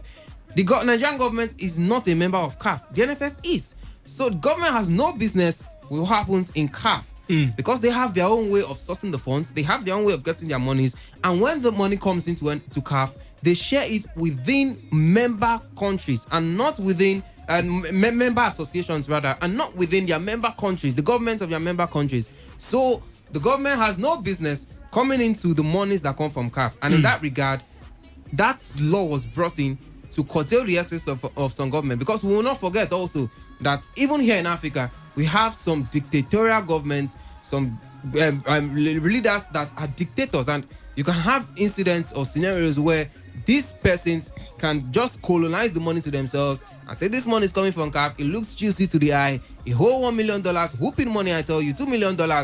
Why not keep it in my pocket and just dole out the little I can to the NFF or to whoever the organization's organizing body is? And that's what CAF and FIFA have looked into and said, we don't want this kind of situations coming up. But it's quite a sad tale that the opposite is happening in Nigeria, where it's now the NFF who are trying to play a fast one on the government. But like I said, if things happen properly, if things happen in the right way it's supposed to happen, then some of these questions we are bringing up will not even come up in the first place. Well, let's get to the phone lines. I tell you, sometimes I ask why are we always like this, but of course, let's get to hear from you, fans out there, and of course, listeners.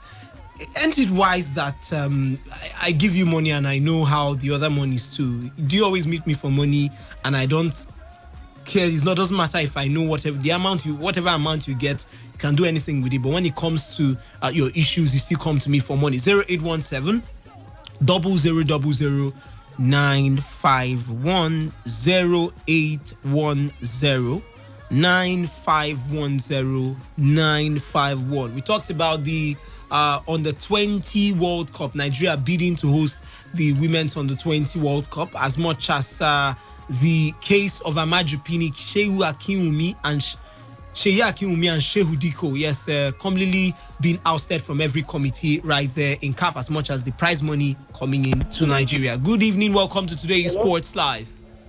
Yes, Obina, Honorable Obina, welcome to the show. Yes. Obina, let me start by telling you that I quite appreciate it, but I think I don't totally agree with some of the things that my brother Chidigo said there. Obina, Brazil, for example, if you go and check what Brazil, how they run their football. Okay. Obina, do try calling us back if you can. I'm sure he wanted to give us an instance right there with the Brazilian national team and, of course, how the game is run there. I tell you, it has caused a lot of arguments, but today we are not even looking at the case of government interference, as the case may be. This is just about the cash. Don't I have a right to the money that you also get? Good evening, welcome to the Sports Live. Yeah, good evening, my brother. My name is Steve. I'm calling from Port Harcourt. All right, welcome to the show. Honestly, regarding the issue of CAF discarding most of our Nigerian representatives, okay, I am not against it because, one, Nigerians are corrupt. You can see, for instance, most international competition that Africa engage, you hardly see Nigerian referees.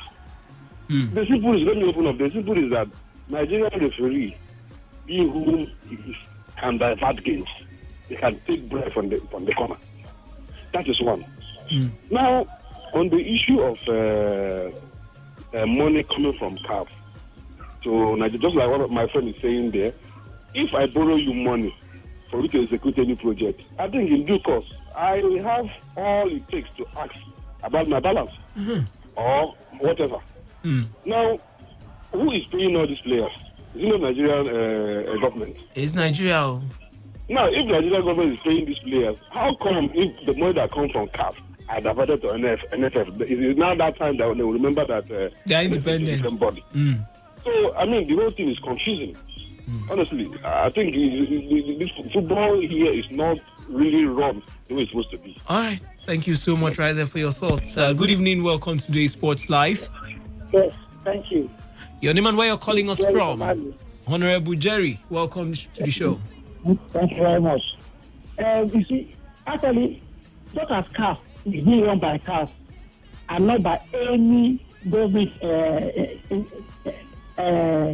intervention, so all federations of all nations supposed to be run on their own. Now, whatever the government do is just like a subsidizing their costs.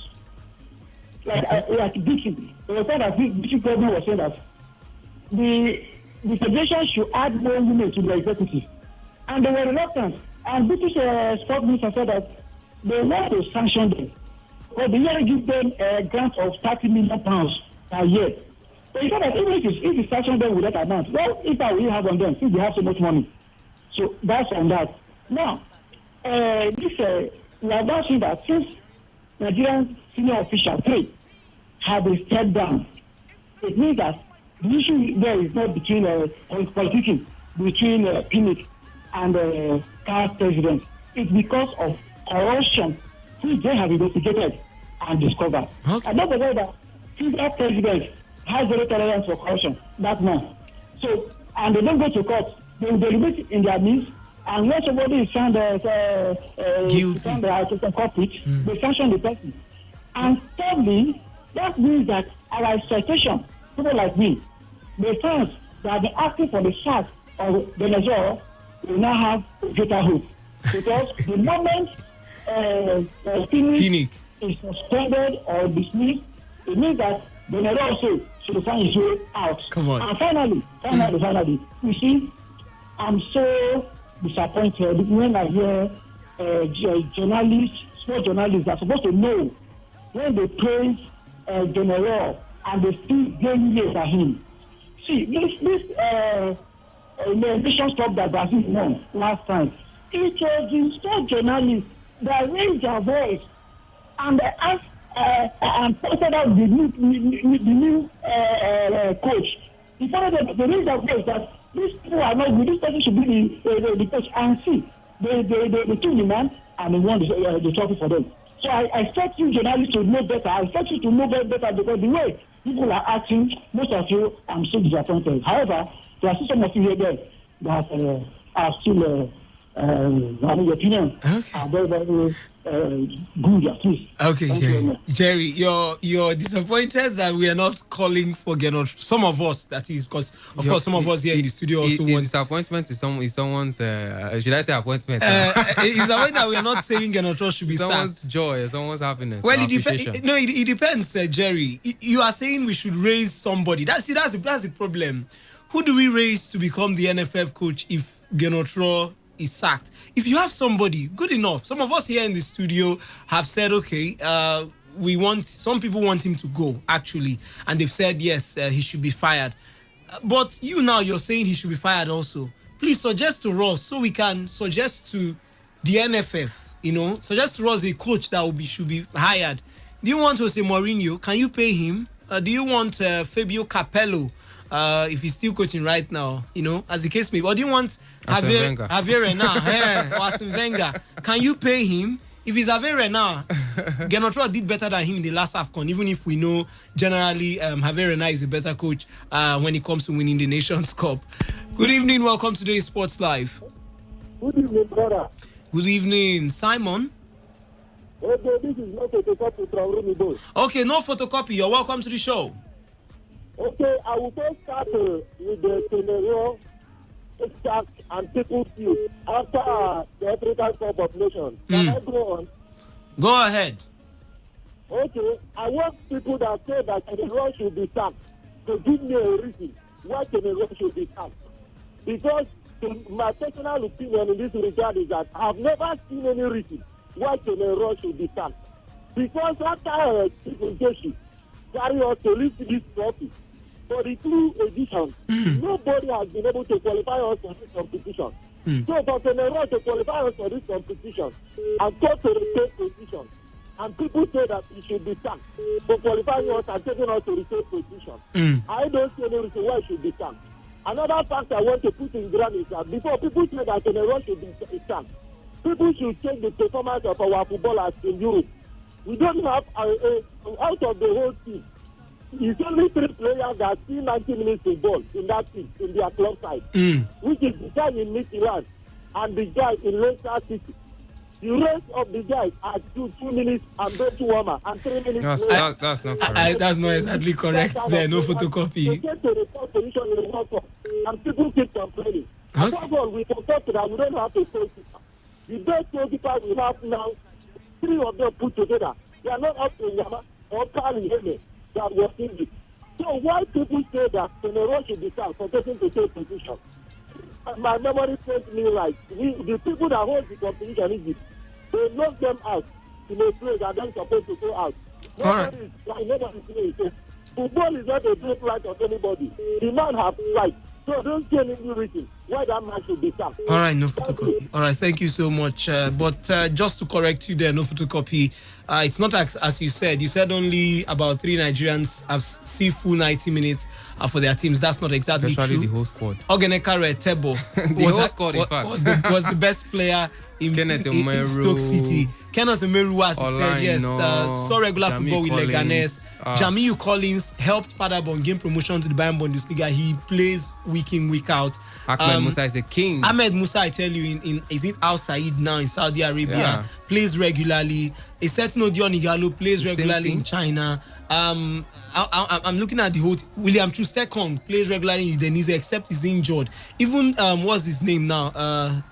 Except the goalkeepers, where he's only looking He was a regular starter. At some point, he was dropped to the bench, but he was a regular starter. He's usually regular. So if you look at our strikers too, the others, that's Shemia, what's his name now? Henry Onyekuru scored in both away and home games against Fenerbahce. Paul Enuachu, he mentioned Paul Enuachu though. Victor Osimhen plays regularly for Sporting Charleroi. So I wonder where you're getting that one from.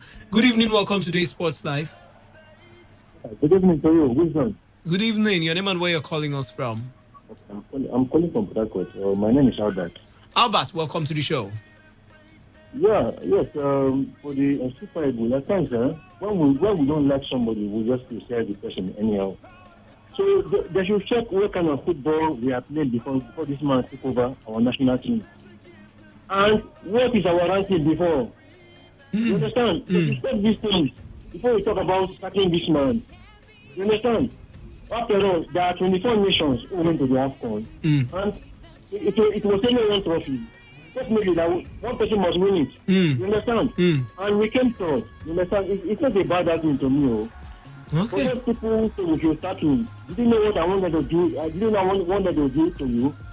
You should ask them to send their CV to you, and they should inform you that out. So let us know the kind of football they want to introduce to our national team. And the style they want to impute. All right. You understand? So you don't have anything to say, and you say you start the man. In what way? You don't have to play football. All right. We should give the man a chance to give us some of that. We should give him a crown. Okay, Abba. Maybe 2 years. All right, Abba. Thank you so much for your thoughts. Good evening. Welcome to today's Sports Live. Yes, Obina. Welcome back, Obina. Please, I expected you and Reliance to answer the guy that said what happened to Egypt. Tell him that the coach intentionally resigned. That the World FA, they also resigned on their own. No, the people want to know. You will tell them. I'm hearing even the host country. What happened to them? Please tell them what happened to the host country. Tell him that Morocco too, a 2-time winning African Nations Cup holder, Abba Renard, but did not wait for anybody to sack him. He moved on. Same with Cameroon. He signed on his own. Tell them when I hear this, what happened to the host country? What happened to this one? Tell them that things happen in some places. So we should not make this excuses. Like, do you compare failure with person that have failed? For goodness sake, anybody that thinks this Super Eagles team is not good enough, this team is far better than the team Keshe won the AFCON with in South Africa. Tell them. That's according to you, Wait, that's according to you, Obina. No. Because that team had Mikel. They had Moses. They were playing in Chelsea and Chelsea then, yes. No, Obina, check the stats now, check the level of players where they were playing. Who was our first boy in that tournament? They saw them back in the Nigerian league here. Our poster boy game was Sunday. Sunday. I will not agree. It depends on what you. No, it depends on what you mean by poster boy. MNK was in Fenerbahce. Fenerbahce. Yes. You want us to call the MNK was playing? Where was MNK playing? We have two players that played in Villarreal. Okay, let's go. We have Moses Abika in Chelsea. Come on, go ahead, Obina. Check the stats, you will know. Secondly, let me tell you something. If you want to know the reason why the Network should be sacked, and for 11 years does not have a first 11. This AFCON, they gave him the most magnanimous coach. 3 years. Tournament. He played 23 players. It has never happened before. That is the Network for you. He doesn't know the weight of his team. In the match against Algeria, he removed the only threat that he had. What prevented Algeria from coming out? Chukwueze. He removed Chukwueze, and we saw what happened. Also tell them that this is the point that 1 week to the tournament, he was asking us to suggest a better goalkeeper. Yeah, come on, Obina, don't go there. Roll out the for them and tell them the caliber of people, not to dinner. All right. Have been calling for this match to be started. A journalist that just came back from that tournament this afternoon said he's surprised that Nigerians have not entered the sea to Garnet 4. A journalist, I will text you his name now. All right, he Obina. just came back from Egypt. All right, Obina. Thank you so much for your thoughts. Well, I think one thing you have to understand also is, Obina, is I'm not trying to defend Genotro, or neither am I trying to also be against him. You talked about him. Yeah, we talked about him not knowing his first team, as you said, but he had injuries. Odion Igalo was the top striker. There's no argument about that one. Henry, what's his name? Kenneth Omeruo was the defender that was sure to start throughout. Yes, he had issues, but Jamiu Collins was out. Shehu Abdullahi was out. I think that's what led to those rotation, and maybe Mikel starting and he didn't perform. If probably he didn't also put Mikel, just maybe some Nigerians would have said, how would you have Baba Mikel on the bench? Because during the friendly here in Nigeria, it was still we Nigerians that were shouting. If Mikel passes one ball, we'll shout. We'll be happy and celebrating that he was playing. And of course, when he got to the AFCON, it was sort of a different story. Back to the phone lines. Good evening. Welcome to the Sports Live. Yeah, good evening to the crew there. Good evening. Stella West. Welcome to the show. I think the 23 players in the road to Nation Cup, they are all good. They are as good as all of them are good. So nobody is more excellent than others. They have their individual skills. If you watch some certain things, some player lack, other has it, and the one others have, other people lack it. So invariably, if you look at the players, the problem is not the players, or is the coach. The coach is not technical standard enough to utilize those boys. So that is the problem. It's not the players. All the whole players took to that Nation Cup. They are good. They have their individual skills and individual disadvantage. So it's when to use them to execute match is the problem. Not that the selection. They are all good. They are all first 11. You understand? From the defense to the striking, they are all good. If you watch the top 9, that guy, Odion Igalo. Yeah, you keep on using him.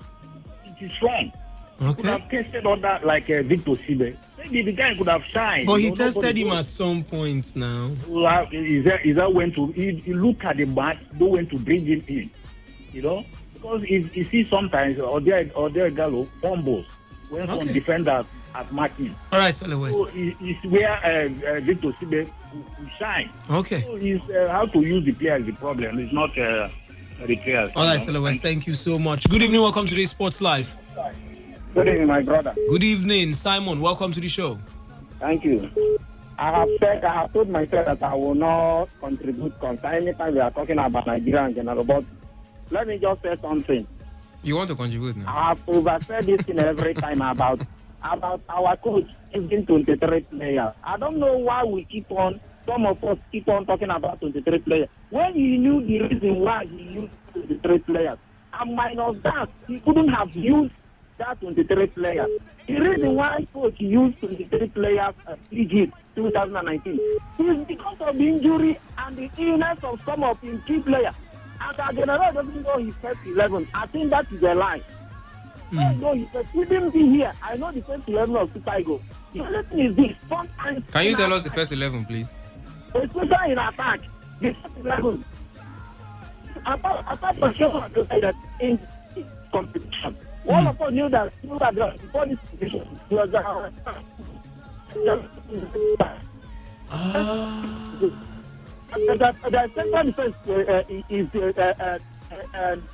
is sorry, we can barely hear you, Simon. Do try calling us back if you can. I'm sure he was talking about the starting 11. I do feel the injuries actually impeded that team. Else, it would have just been regular substitutions that every other team in a normal football game would have. Yeah. The right back and left back positions had a lot of issues. And that midfield position, that's Ndidi and Iwobi and Mikel, was another place. Outside that, when we say first 11, most times, you guys seem not to know he had injury issues too. Good evening, welcome to this Sports Live. Thank you very much. See, this is Jerry Amandi. Jerry, welcome. That you wake up in the morning and alive, doesn't mean that you are doing well in life. But it means you have a chance now. See, that somebody wake up in the morning, you wake up in the morning, that doesn't mean that you are doing well in life. Okay. That somebody qualifying for Mission Cup, a World Cup, that has done well. With a game to spare, okay? We said us twice for World Cup. We said the game was not good enough. It was wrong. That this country, you see, we said Nigeria is the most rated country, rated capital in the world. It's affected our day mentality that we are seeing that because we are waking up and alive, we know that everything in Nigeria has collapsed. See. So Nigeria is the what? Yes, now. The most rated country in the world. We are rated next capital of the world. Rated next. That's according. Hey, wait, Jerry. That's according to you. Okay. No. It's United Nations, not it's me. official. I'm not going to tell you. That they are the most what? The poorest people in the world. Is that wretched something? Yes. To pass for poorest. The poorest country in the world. Yes, poorest people. Okay. Wretched. Jerry, come on. But that's not part of our discussion, Jerry. Come on. We go for a short commercial break. I mean, the strong words right there from Jerry, but of course, I understand the passion when it comes to Nigeria and how some people feel grieved with the performances so far. But of course, let's just try to keep it nice with our words. But let's go for a short commercial break. Once we return, we'll move straight to the case of Bonfrey Joe, Augustine Iguavoin, and of course, Benedict Akwebu talking about the Super Eagles and what should be done right. Grace Evangelistic Ministries USA presents International Ministers Conference from Thursday 25th to Saturday 27th of July 2019, time 8 a.m. to 4 p.m. Date from Thursday 25th to Saturday 27th July 2019, time 8 a.m. to 4 p.m. Featuring Reverend Moses Omubiko from USA, Reverend Bruce Bumgardner from USA, Reverend Tayo Arikawe from UK, Reverend Darlington Elekwa from Canada, Pastor Sheyi Sonibare from Port Harcourt, and Reverend Clem Emekena from Port Harcourt. Venue at Glory Rain Assembly, Havila. Number 33 Rumokuta Market Road, off NTA Mboba Road, Rumokuta, Port Harcourt. With free registration, lunch, resource books for ministers and ministerial training. For further inquiries, call 0803 887 2229. That is 0803 887 2229. No matter the stage, there's still room for greatness. No matter the stage, there's a bit of greatness. Well, welcome back. The show is still Today's Sports Live, reaching you from the studios of a premium news talk and sports radio station, Today95.1 FM here in the Garden City of Port Harcourt. I tell you, a lot of fans are angry, and we've been talking about, first we talked about the Under-20 Women's World Cup, then went to the case of Shehu Akiumi, Shehu Diko, and Amaju Pinnick, all are stripped of their where the committees they are part of right there in CAF. And of course, we also talked about the fact that CAF has given Nigeria their prize money for the third place finish in the AFCON.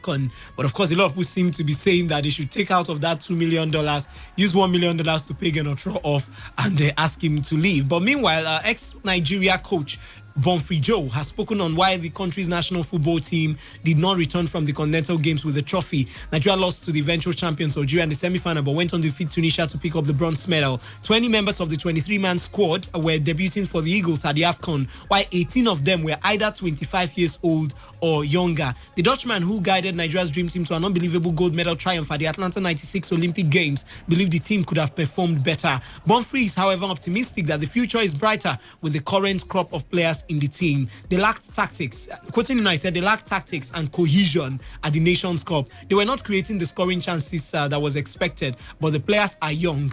They are good individually, and if well managed, yes, they can do it in future.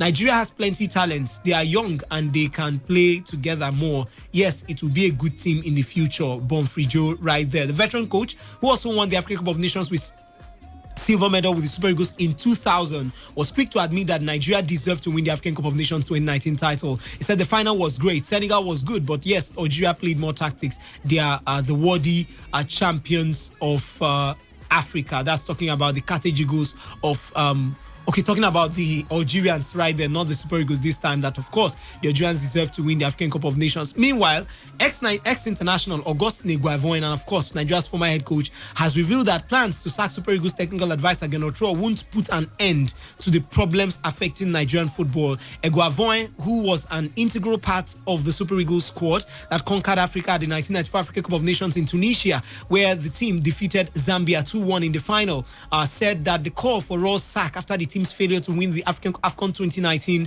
should be left for Nigeria's football governing body. Recall that the Super Eagles won the bronze medal after defeating the Carthage Eagles of Tunisia in the third place match last week, Wednesday. Guavon said that Ross should be commended for his achievement with the players, even though Nigerians expected more from the German tactician. Quoting him, I said, "There is no doubt that Nigerians wanted the Super Eagles to win the African Cup of Nations, and that has always been the desire of every country in Africa. But one thing we should always consider is the fact that every country are here to win the trophy, and it's unfortunate that Algeria won the AFCON trophy. For me, sacking Raw won't solve the problem of our football, considering the fact that some top clubs in Europe with great coaches still don't win the league, and it's not because they are not good."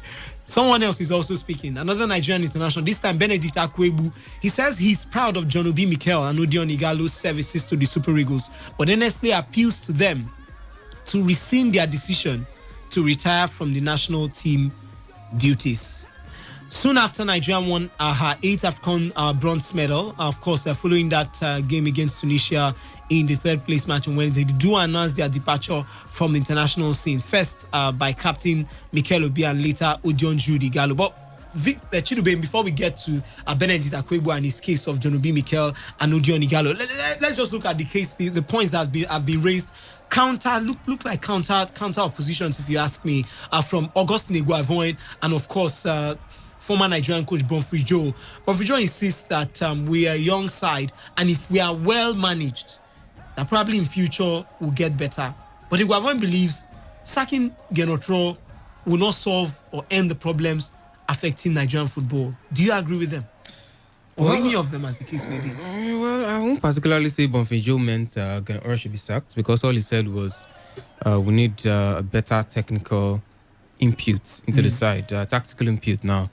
That was clearly lacking in this AFCON, and I kept hammering on that. And that input comes from the coach. Exactly. And someone will also reminds you that Amaju Pinnick wants to send your coach to some training somewhere in Germany. So maybe that will help him. But I think it was quite obvious, even to the blind, that we lacked tactics. But coming to that, Chidubem, you have raised that point, and it won't. I think I won't be able to swallow it well. I'm sure Nigerians listening to us out there too. I don't know, but sending him to Bayern Munich for some refresher course, he's not a Nigerian, and whatever skills he learned, he has the choices to apply for the Cameroonian job tomorrow morning and get hired. It doesn't matter. Wise? It doesn't matter. We have Amunike here, by the way. You know why I say that? It doesn't matter which color he is or where he's from. What matters is that he's your employee. Okay. I mean, we work for companies. Yeah. And when you're an employee, if you're taking for a training, you can't as a manager say, oh, because this employee could leave my company the next minute, and so I can't send him for a training. No, it doesn't make sense. You train the person is part of best practices. It's global best practice that you train your employee. At some point, but the question will always be: is the employee worth the training? Because when you want to take an employee to a high level training, a special training, then you are sure that employee is capable of handling certain things in the office. Because you don't just train him. You don't just train somebody who you're going to sack tomorrow. Someone who you're not even sure can handle the office you're going to be taking the person to. And that's the fear of many Nigerians. And even myself as well. Because you look at Kenneth Rowe, you look at his antecedents tactically, and you're asking yourself, what has he got exactly that you want to better on? The man is not the youngest of men in the world. And we know that when persons are older, it's more difficult to change their mentality, to change their tactics. And that's why it was very difficult for Arsene Wenger at his latter ages to be able to swap tactics. That's why we keep praising Sir Alex Ferguson for his flexibility, the way he was able to change style and all that. And even for all his flexibility, he got to a point where Sir Alex Ferguson saw that he could no longer cope with the challenges of the younger coaches. And what did he do? He left the scene. So it would have been quite funny or laughable at that point if anybody was going to say, I want to train an Alex Ferguson to be able to match up with the likes of Pep Guardiola or Jose Mourinho. It was not going to work out. So I'm thinking Kenneth Rowe, he is just an average manager. I don't think he's up there as a good manager or even one of the better managers we have around the world. He's just there. He's just an average manager. Maybe he gives you just a little bit of maybe what the local Greek coaches here can give you. But I'm thinking if you give that kind of training to some of the already established names we have from the local scene, they could step up to that level and even do better. I mean, we've seen Samson Siasia. Yes, you want to say he has been given the job twice, he failed. But you look at the stages in which he was given that job. It was more of crash appointment. Just come in, stabilize the ship, and then it was not going to work. Kenneth Rowe has stayed here for 3 years. You look at the support. Every time we've got a foreign manager, the support is always massive. I mean, nobody's coming to tell you, do this thing this way, do this thing this way. The players themselves respect you. I mean, I've heard a couple of players from this Super Eagles setup talk about the fact that the respect for the coach is much higher now because he is a foreigner. When it's a black man, you want to say, now my guy, I beg, forget him, leave bros. We know how to do things and all that. But once the skin is different, there's that inborn tendency in us. I mean, it's not just in football. On the streets, you see a white man is passing anybody, clear road. I mean, it's kind of inside us that we have this subtle respect for foreigners, and that's what's playing out in the national team as well. So I'm thinking, Kenneth Rowe, if you ask me, I don't think he's that man we should put in such investment in, because I look at what he's done in the past. Yes, he's been able to stabilize the ship, and I give him due credit for that, because he's done well when it comes to stabilizing the Nigerian ship. He brought us from obscurity, and wherever we were 13th in Africa when he came in, he brought us up to 3rd in Africa. Whatever you've happened in between, that's not what I want to be talking about here. But he's managed to do that. But tactically, that's where I have a problem with Kenneth Rowe. On the game management, he is not the man I want for the job. We've seen him fail in this regard, not once, not twice. Against Argentina in the World Cup, we saw that. Against Croatia, the same thing. Against a certain Madagascar, the same thing happened. Against Algeria, just a little tweak information from Belmadi, and he had no clue whatsoever to that change information. What happened? Close the gap between Chukwueze and between the defenders and the wingers. Cut the flow between the midfielders and the wingers. Rendered the Nigerian team useless. He had absolutely no answers to that, and that is not what a pragmatic coach will offer you. I'm not saying sack Kenneth Rowe because he has performed terribly. Kenneth Rowe hasn't performed terribly. But what I'm saying is that he has performed averagely or just above average, and we have managers out there that can do better with the level of support you're giving to Kenneth Rowe. So I'm not saying Kenneth Rowe is an entirely bad manager, but bad manager rather. What I'm telling you is that we have managers out there, even in Nigeria. I can bet my money, my bottom dollar for that matter, that if you give Samson Siasia, I'm not holding forth for him, or I'm doing it right now. I'm holding forth for Samson Siasia, and I'm telling you that with what I've seen Samson Siasia do with the under 23 side, with the under 20 side as well, tactically, if you give Samson Siasia the kind of support you give to Kenneth Rowe, monetary support, I mean, give him the free hand you give to Kenneth Rowe, in 3 years' time, I'm thinking we will get to that point where we get to, and Samson Siasia will give you the good football you want to see. It won't take too much to ask for. Nigeria, yes, we talk about the fact that we don't have a particular style, but I think if we get a coach that is renowned for this particular style, Samson Siasa is a man who is known to put the ball on the ground. We've seen that with all his teams. The under 20 side, the under 23 side, he always puts the ball on the ground, and they are a delight to watch. I mean, look at Mikel Obi's set. The under 23 team, he even took with Mikel Obi. I mean, you see how they play football. Good football, beautiful football. All they need is that support from the NFF. And of course, the players themselves should learn to respect these coaches, because as much as we criticize the NFF, the players still have some chunk of the blame, because we saw situations where some players who were notorious for coming to camp late, Victor Moses was one of them. Immediately we had a change of coach. What happened? We saw differences. Players now deciding to resume camp early. Why exactly? So the players must learn to respect the indigenous coaches, not just look down on them. And even if you're not bringing in an indigenous coach, we have some coaches out there right now. Good thing, most of these coaches have been kicked out of their jobs. So we have lots of them out there that we can afford. Javier Renard, if you are business minded, Javier Renard, yes, Nigeria is not, we are not known to keep the ball on the ground. We are not known to play that kind of football that Javier Renard will offer you.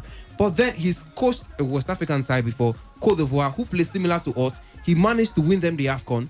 You can get Javier Renard. He's tested, he's trusted, and we can afford to get him. How? It's not that expensive. If you can afford Gennett Rowe, they are basically in the same budget line. If you could afford Gennett Rowe, then there's no way in 5 worlds you cannot afford a certain Javier Renard. Get him. There are other coaches, 1 or 2 other coaches out there who you could squeeze in your budget to afford. And these coaches will come in and give you much better performances that Gennett Rowe has been able to offer you. Well, our phone lines has been buzzing. I just wanted to allow Chidubem make, of course, his point right there. It's not very easy to coach Nigeria, believe me, be it a local coach, be it a foreign coach. But it just seems like the hurdles that face local coaches are too much to bear. Someone could just call you, put down my boy, and then let someone out, and it's not quite easy. Back to the phone lines now. Good evening, welcome to today's Sports Live. Hello, good afternoon. Good afternoon, Good evening. I'm Europe, I'm calling from you. Europe from Nigeria. Europe, you Welcome go to try the show. relocate though.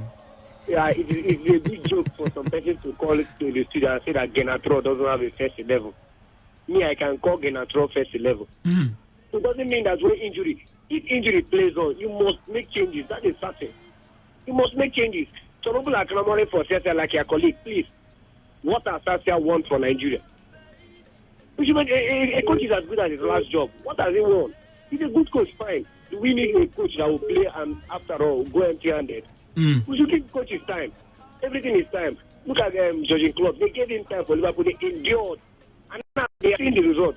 So everything is about time. Give coaches time to work. Is 3 years not time enough? 3 years. How many years does it take Alex Ferguson to win his first trophy? How many years did it take Jurgen Klopp you just mentioned? Jurgen Klopp to win his trophy. That's it. So when we are talking, we should give coaches time. No, I'm asking you, how many years did it take Jurgen Klopp to win the trophy he won? 3 years and... Yes, 3 years and it took him 3 years and... How many years did it take Jose Mourinho to win a trophy in Manchester United? Come on, don't make that comparison. Come on, Chidubem, don't make that comparison. See, listen. In terms of in Nigeria setting, we should give coaches time. All right, thank you so much. Thank you. All right, thank you so much. Good evening, welcome to today's Sports Live. Hello. Hello, good evening. Your name and where you're calling us from? Good evening. This is Wisdom Obinanch, BM2 in the studio. Your name? Okay, this is Solomon. All right, Solomon, welcome. Yeah. You are talking about our coach. But from our best of knowledge, I know that we don't have a coach. We have a coach. What do we have? Eh? What do we have? Who's there? Is there an empty seat? We have a gambler. You have a gambler? Yeah. Because? That's according to you. Yeah. Look, you can listen to your fellow colleagues outside. You will know that we don't have a coach. This man has been in this team for 3 years now, right? Okay, we have a coach and he has been there for 3 years. For 3 years? Yes. We have a gambler that has been there for 3 years. And he's gambling with our boys. Okay. And he cannot start. Look, you see, that's why I say, I clamor for it. General should stay there. Let me make a clamor for Stalin to come and take over from General because it's never a code. They have to pattern. You cannot part anything. All right. My brother, Algeria game exposed General more.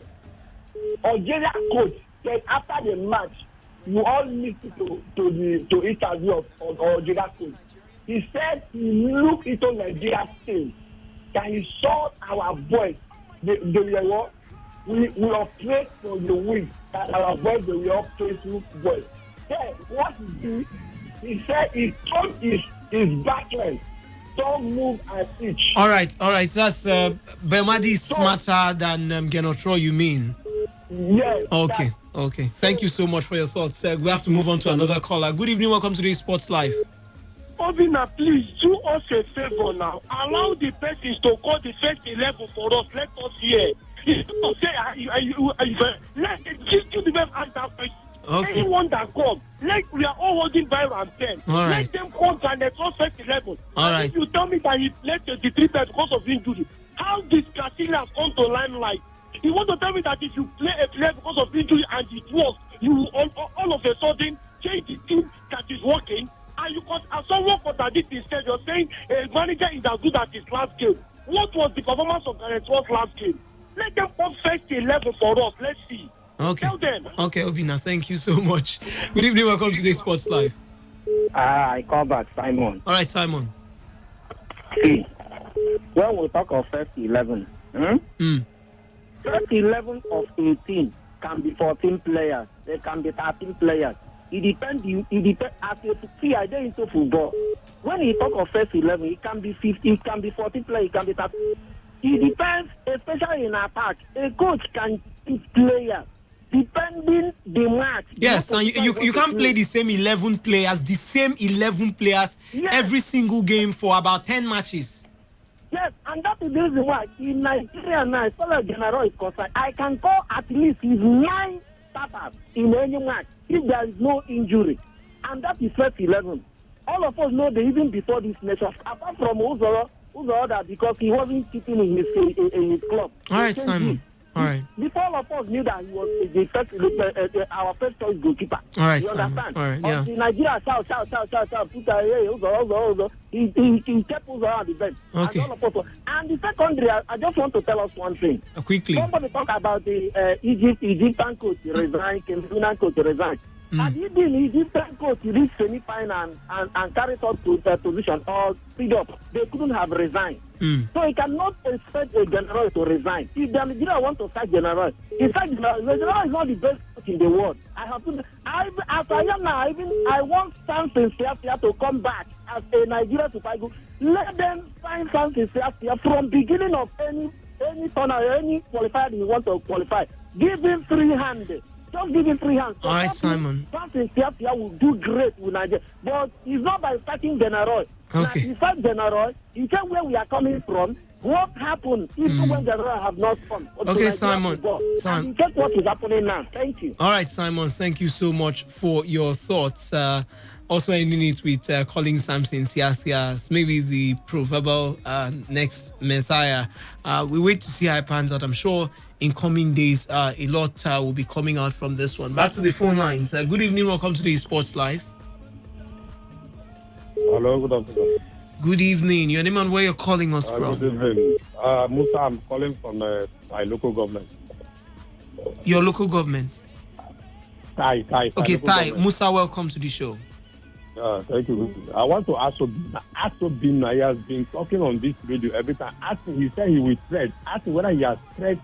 Where he said he will thread to where. He can hear you. He can hear you. Not coming on the air, disturbing people. Tell him why is it disturbing people? All right, Musa. All right. Thank you. I'm sure he's hearing you. Don't mind Obina. He'll tell you why will he trek because of that display that the referee robbed the game.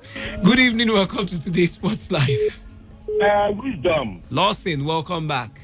Honestly, I don't know. Is it that people are not seeing the failure of Genetro? Why is this Genetro sack and no sack forming a conversation? Because they are not sacking him. They want to send him to Germany for a refresher course. That is what I am saying. People who are arguing arguing that Genetro has done something.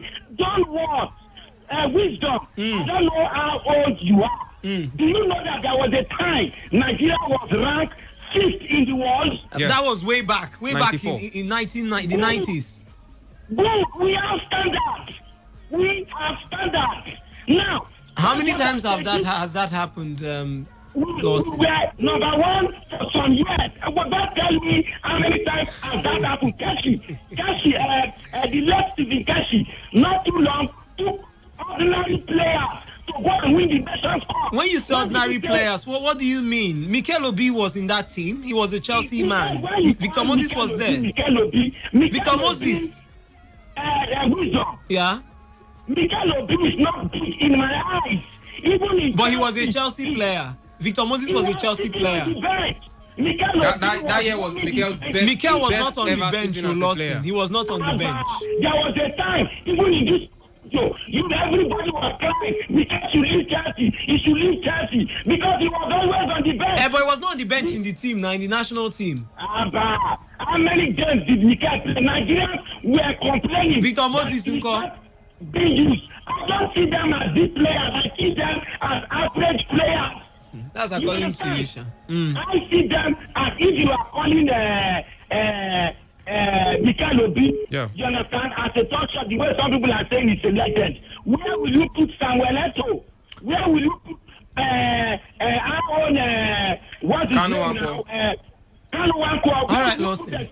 Look at the people that were called when they wanted to make the draws.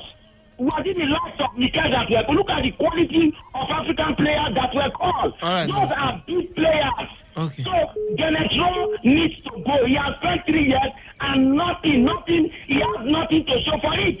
Okay. Thank you. All right, Lawson. I tell you, just in case you're listening and wondering, that's how it has been on social media, Twitter. Some are even saying the money collected from the AFCON, remove 1 million and pay him off. Good evening. Welcome to this Sports Live.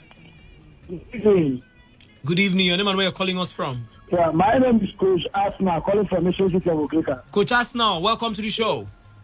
Yes, I waited for everybody, all the top argumentators and the top coaches to coach finish. Finally, correct. Put end to it.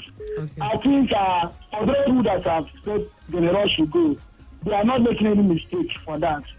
Because we have seen the mistakes and the privilege and the opportunity Genero has brought to the Super Eagles. And if we look at all of it, we have seen that it doesn't match the standard in foreign management or a foreign manager or a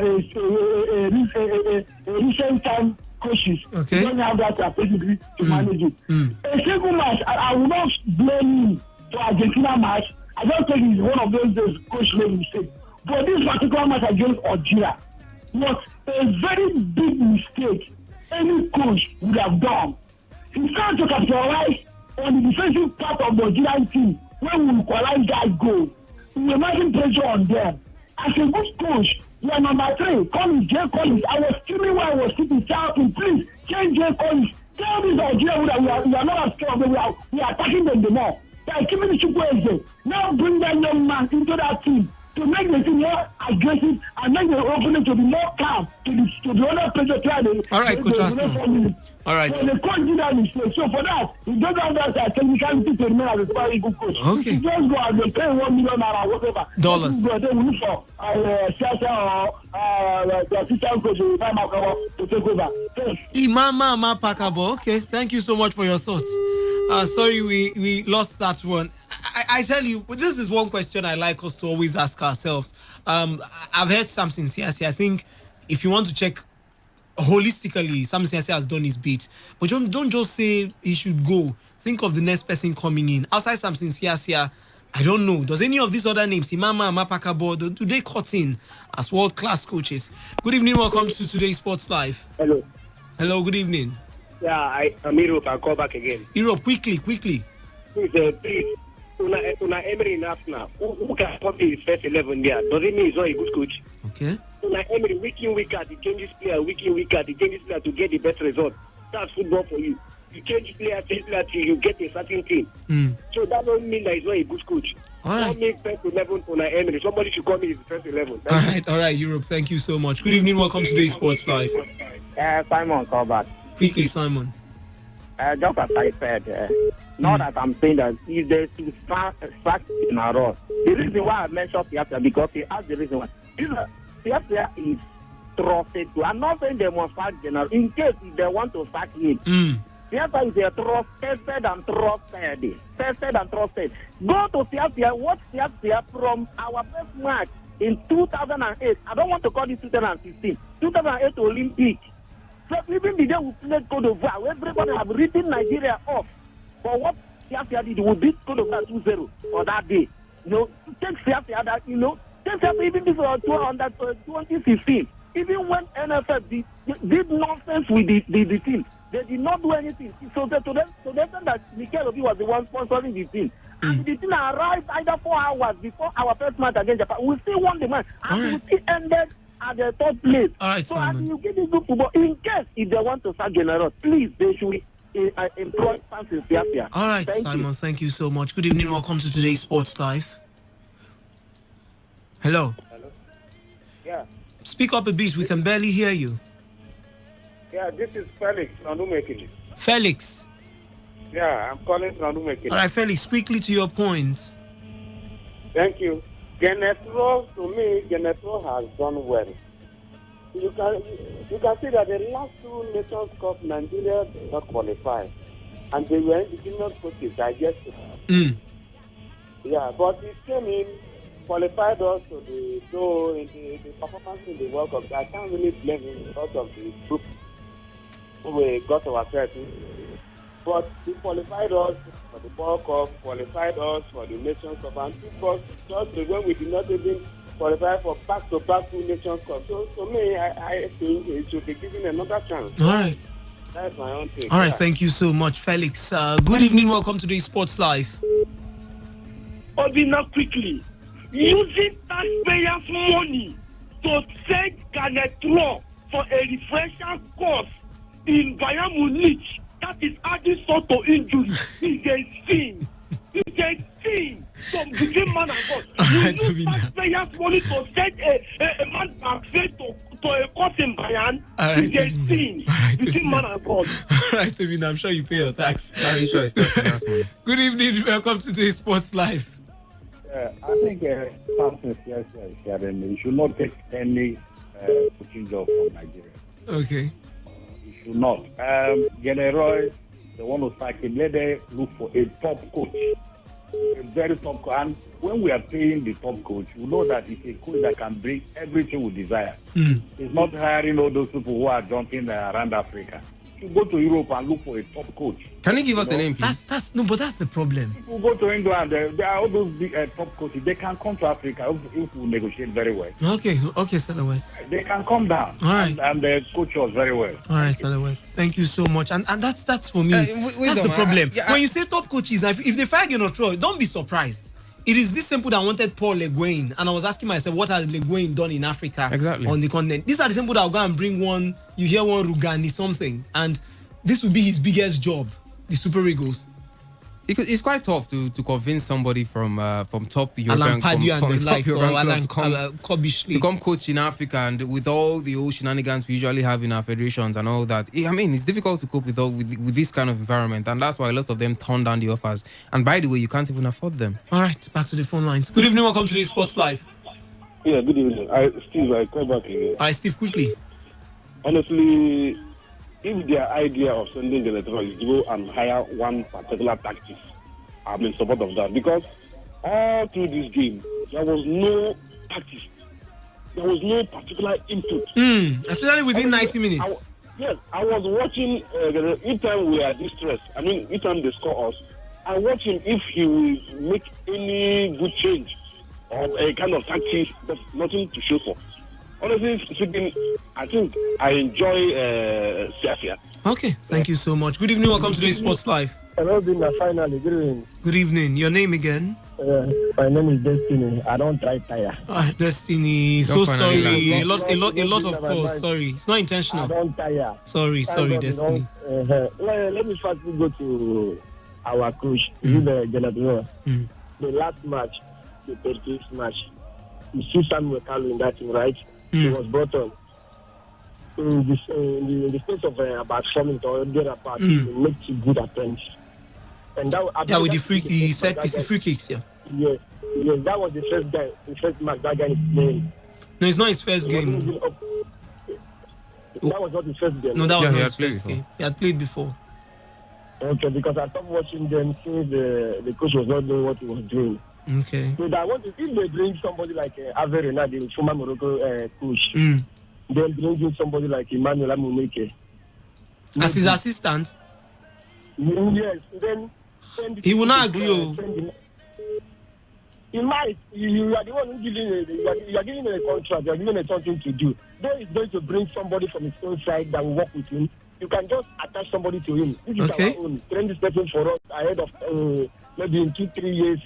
This person is coming to take. Amuneke is already an established manager. That's what I'm saying. Go ahead. No, he might. And not just sending somebody to send somebody to Germany to go and learn. When you know that you're under pressure. After the game against Algeria, he said he was taking the time to make sure you go to extra time. What gives you the impression that in extra time you are going to win? Okay. When you score, you have advantage now. The people who consider the team that consider will be under, they will be duty. Instead of you attacking them, you relax and they will attacking you. At the end of the day, they make this mistake that they made there. Alright, it didn't impress me in any way. So let's just, if they would, Ahmad will not sack him because I already said it. So let's just leave the pitch. Alright. And the result is about going to further notice. Okay. Thank you so much, Destiny. And I tell you, everyone would actually have different opinions on this. Good evening, welcome to today's Sports Live. Yeah, good evening. Your name and where you're calling us from? I am calling you from Port Harcourt, and my name is Belgam. Belgam, welcome to the show. Belgam, TSQ. Yes, you are discussing our current coach. And my brother, I know, my own opinion, let me put it this way. I know too well, since I started, picking interest in football in Nigeria, there's no coach that has come to Nigeria without being criticized. Well, we are talking, about this present one. Well, I would say they tried, the boys have tried. Getting to semi-final is not an easy task in Nigeria, in African football. But the coach, if we are getting another coach, I am not advocating for the coach to leave. If they decided that if they're taking the decision of letting him go, they should get us a coach that had a very good pedigree. Because I learned that this man has coached in Nigeria. Nigeria is not a football nation. That's what I heard. So please, they should get us a renowned coach. There are coaches that have left all these European clubs, Arsenal to another one, resigned this and that. Such coaches, they've gotten the experience. Right. I don't know if such coaches will agree to come to Nigeria, but if they can get people like that, I think we can get, not to see that they remove the code, we can prefer a solution, yeah. I'm telling you, my brother, like what this man said, Odegbami remove the code. Odegbami should also, scout for, recommend good coaches, yeah. Thank you, my name is Belgam. Thank you so much, Belgam, right there for your thoughts. Good evening, welcome to the Sports Live. Hello, good evening, Obina, and your colleague here. Good evening. Your name and where you're calling us from? This is Mr. Controversy, calling you from Rupoko. Mr. Controversy, you're welcome to the show. Quickly. Okay, all right, thank you. You know why most of the time I love to listen to your program and enjoy the contributions of that caller. And most especially when one of the guys from Bayelsa, the Lawson and Obina, most of the time they touch my mind, so I don't bother to call in. But the reason why I call in, and one of your guys, the penultimate caller that called before your guys made a statement that picks me up. Sorry to use that word. He said, yes, the other person suggested that they should bring another coach like Renard. Let Yapia come in. Let Amunike second him. And then imagine. Is Amunike better than a Genaro? Than a zero? Now wash. Then one of your colleagues said in the studio that Amunike is already an established player. Come on, how would you make such his comments on the live radio. Established coach. Wait, hold on. I'm coming. What makes Amunike an established Well, he has coach? coached. No, wait. Let me clarify you. Wait, I think he meant he has coached the national team. You can't tell him to come and be a assistant coach after he has coached the national team, qualified them for the Nations Cup. That doesn't give you. What makes you an established coach? It's not. So someone who has coached the national team is not an established coach? He's not an established coach. What trophies have they won apart from under? You don't need to win a trophy to be an established coach. No, it's not. We don't need somebody like Amunike. If you cannot give us Bonfrejo, go and get us a better coach. Okay. Bonfrejo is better than all these coaches you are mentioning. Okay. For crying out loud. Okay. Yes. Give us it.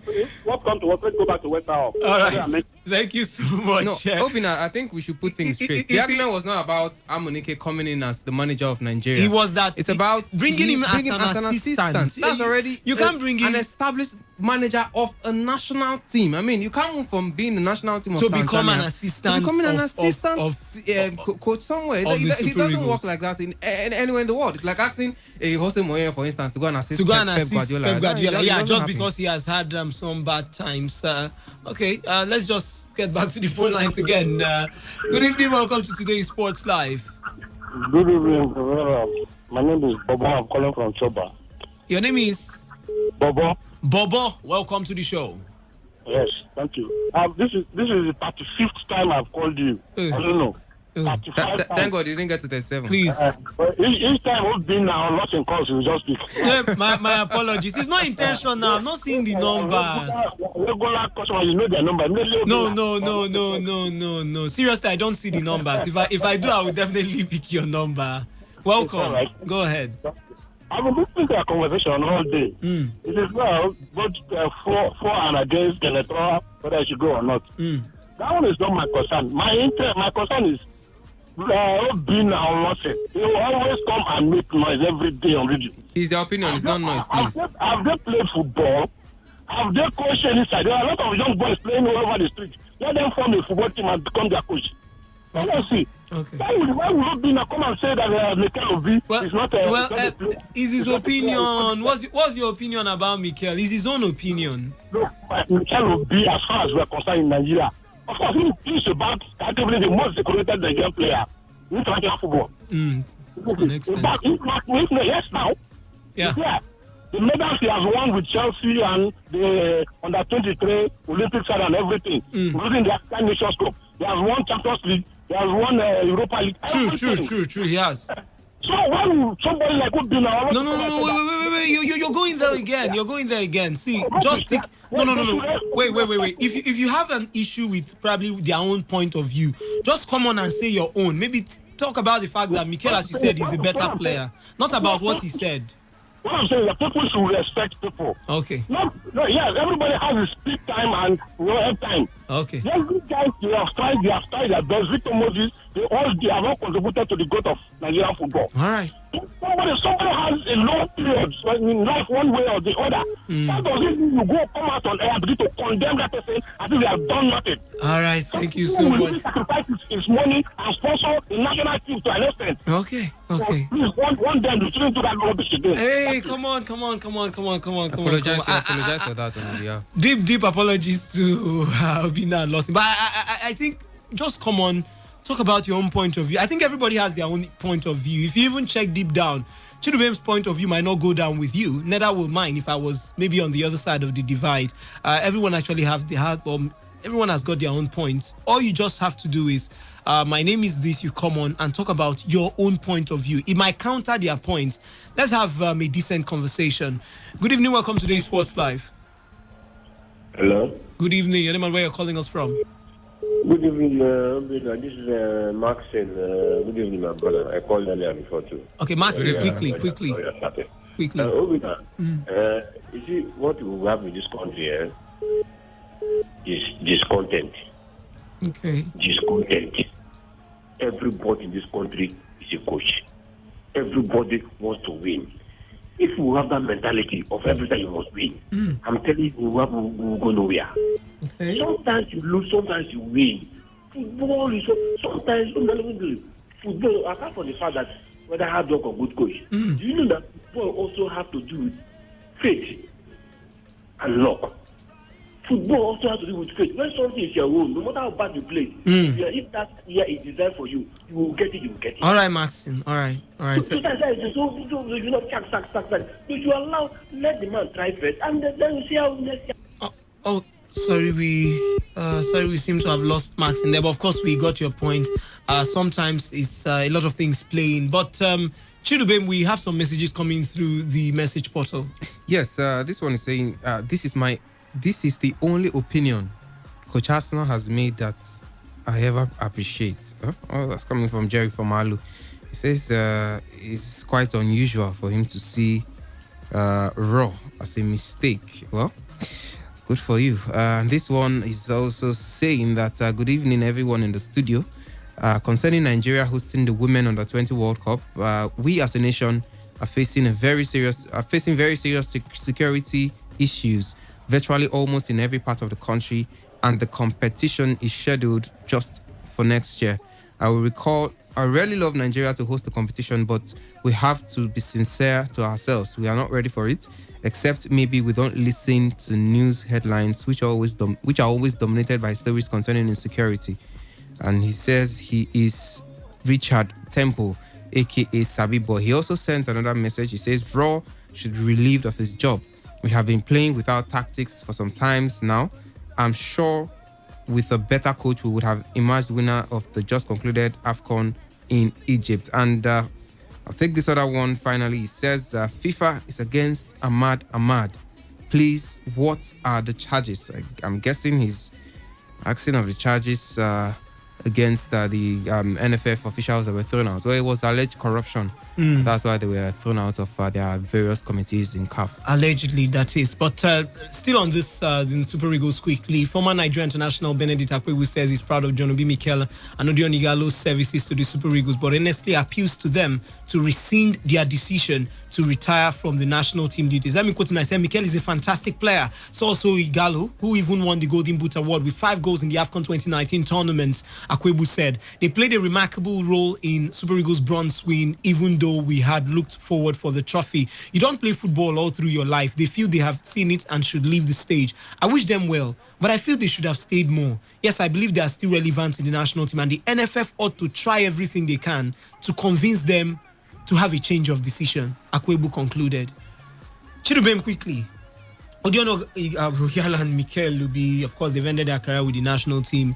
Considering the team and the level of talents we have, should we follow Benedict Akpewu to beg the players or urge the NFF to beg the players? We even saw one breaking now. I couldn't get the content, Chidubem, that Amaju Pinnick is begging Odion Igalo to rescind his decision. Should we actually be begging our players to rescind their decision at this point in time? Well, Amaju Pinnick did beg because he already did that. But apparently, Odion Igalo had other plans. He said he consulted with his family and then decided to stick with his decision to stay out of the national team for now. That's the key word there. So we could see him make a return sometime in the future. But I'm thinking for Odion Igalo, yes.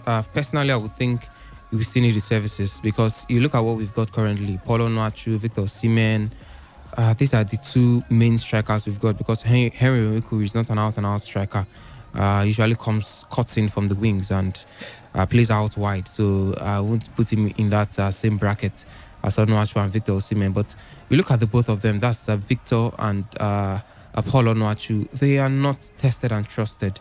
Yes, we've got a lot of time to practice and time to rehearse things and try to fine-tune the squad. But you need Odion Igalo, not just because of what he brings on the pitch, but because of the experience he brings with it as well. He's not just good, he also can tell the other boys. Because transition is very key in any squad. Before you let out a player, you should have a backup plan. You should have properly transcended the leadership qualities from the former player to the new one. And for Odion Igalo, he still has a lot to offer. Because we thought he was done and dusted with before the competition, but we saw that was not the case. I'm thinking he still has 1 year or 2 years at least. The next AFCON, I don't want Odion Igalo to be the headliner for our striking department. I think someone else by then should have matured to take over his position. But while that transition is going in, he should be there as well to cover for the lapses that we might encounter in the meantime. But for Mikel Obi, I don't think we need his services on the field of play. Where I think Mikel Obi will be missed is the leadership quality.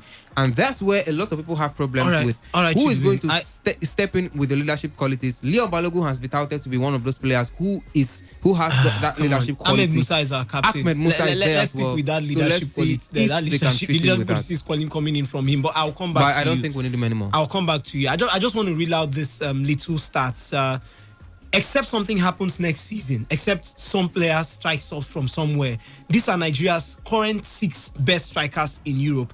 Victor Osimhen, Stephen Ode, former MFM player, he scored 10 goals in 32 matches for FC Zurich last season. He has actually moved over to KRC Genk right there in Belgium. They actually bought him or secured his services during this transfer window. Now, Anthony Wakeme is another person. He plays for Trabzonspor of Turkey. He scored 10 goals in 27 matches last season. Simeon Wankwo scored 14 goals in 33 appearances for Serie B side. His Serie B side last season also. Of course, he has been tested before, but of course didn't manage to make the team.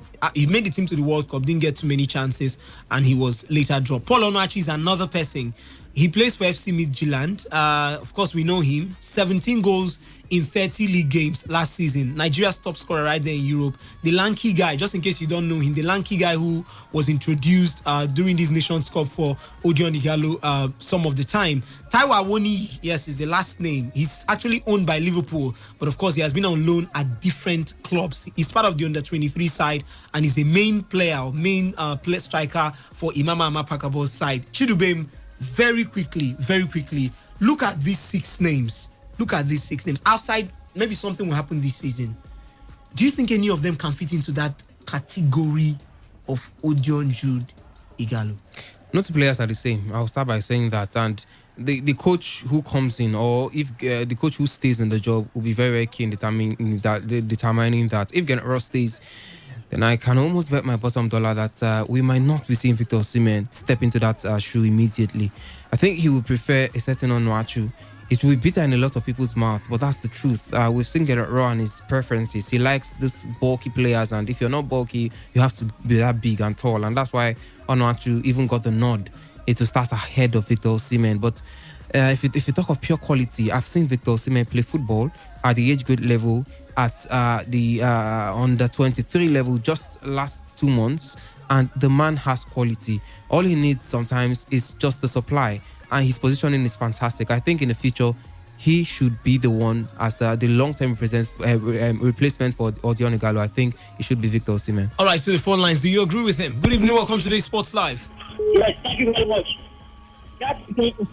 Your name.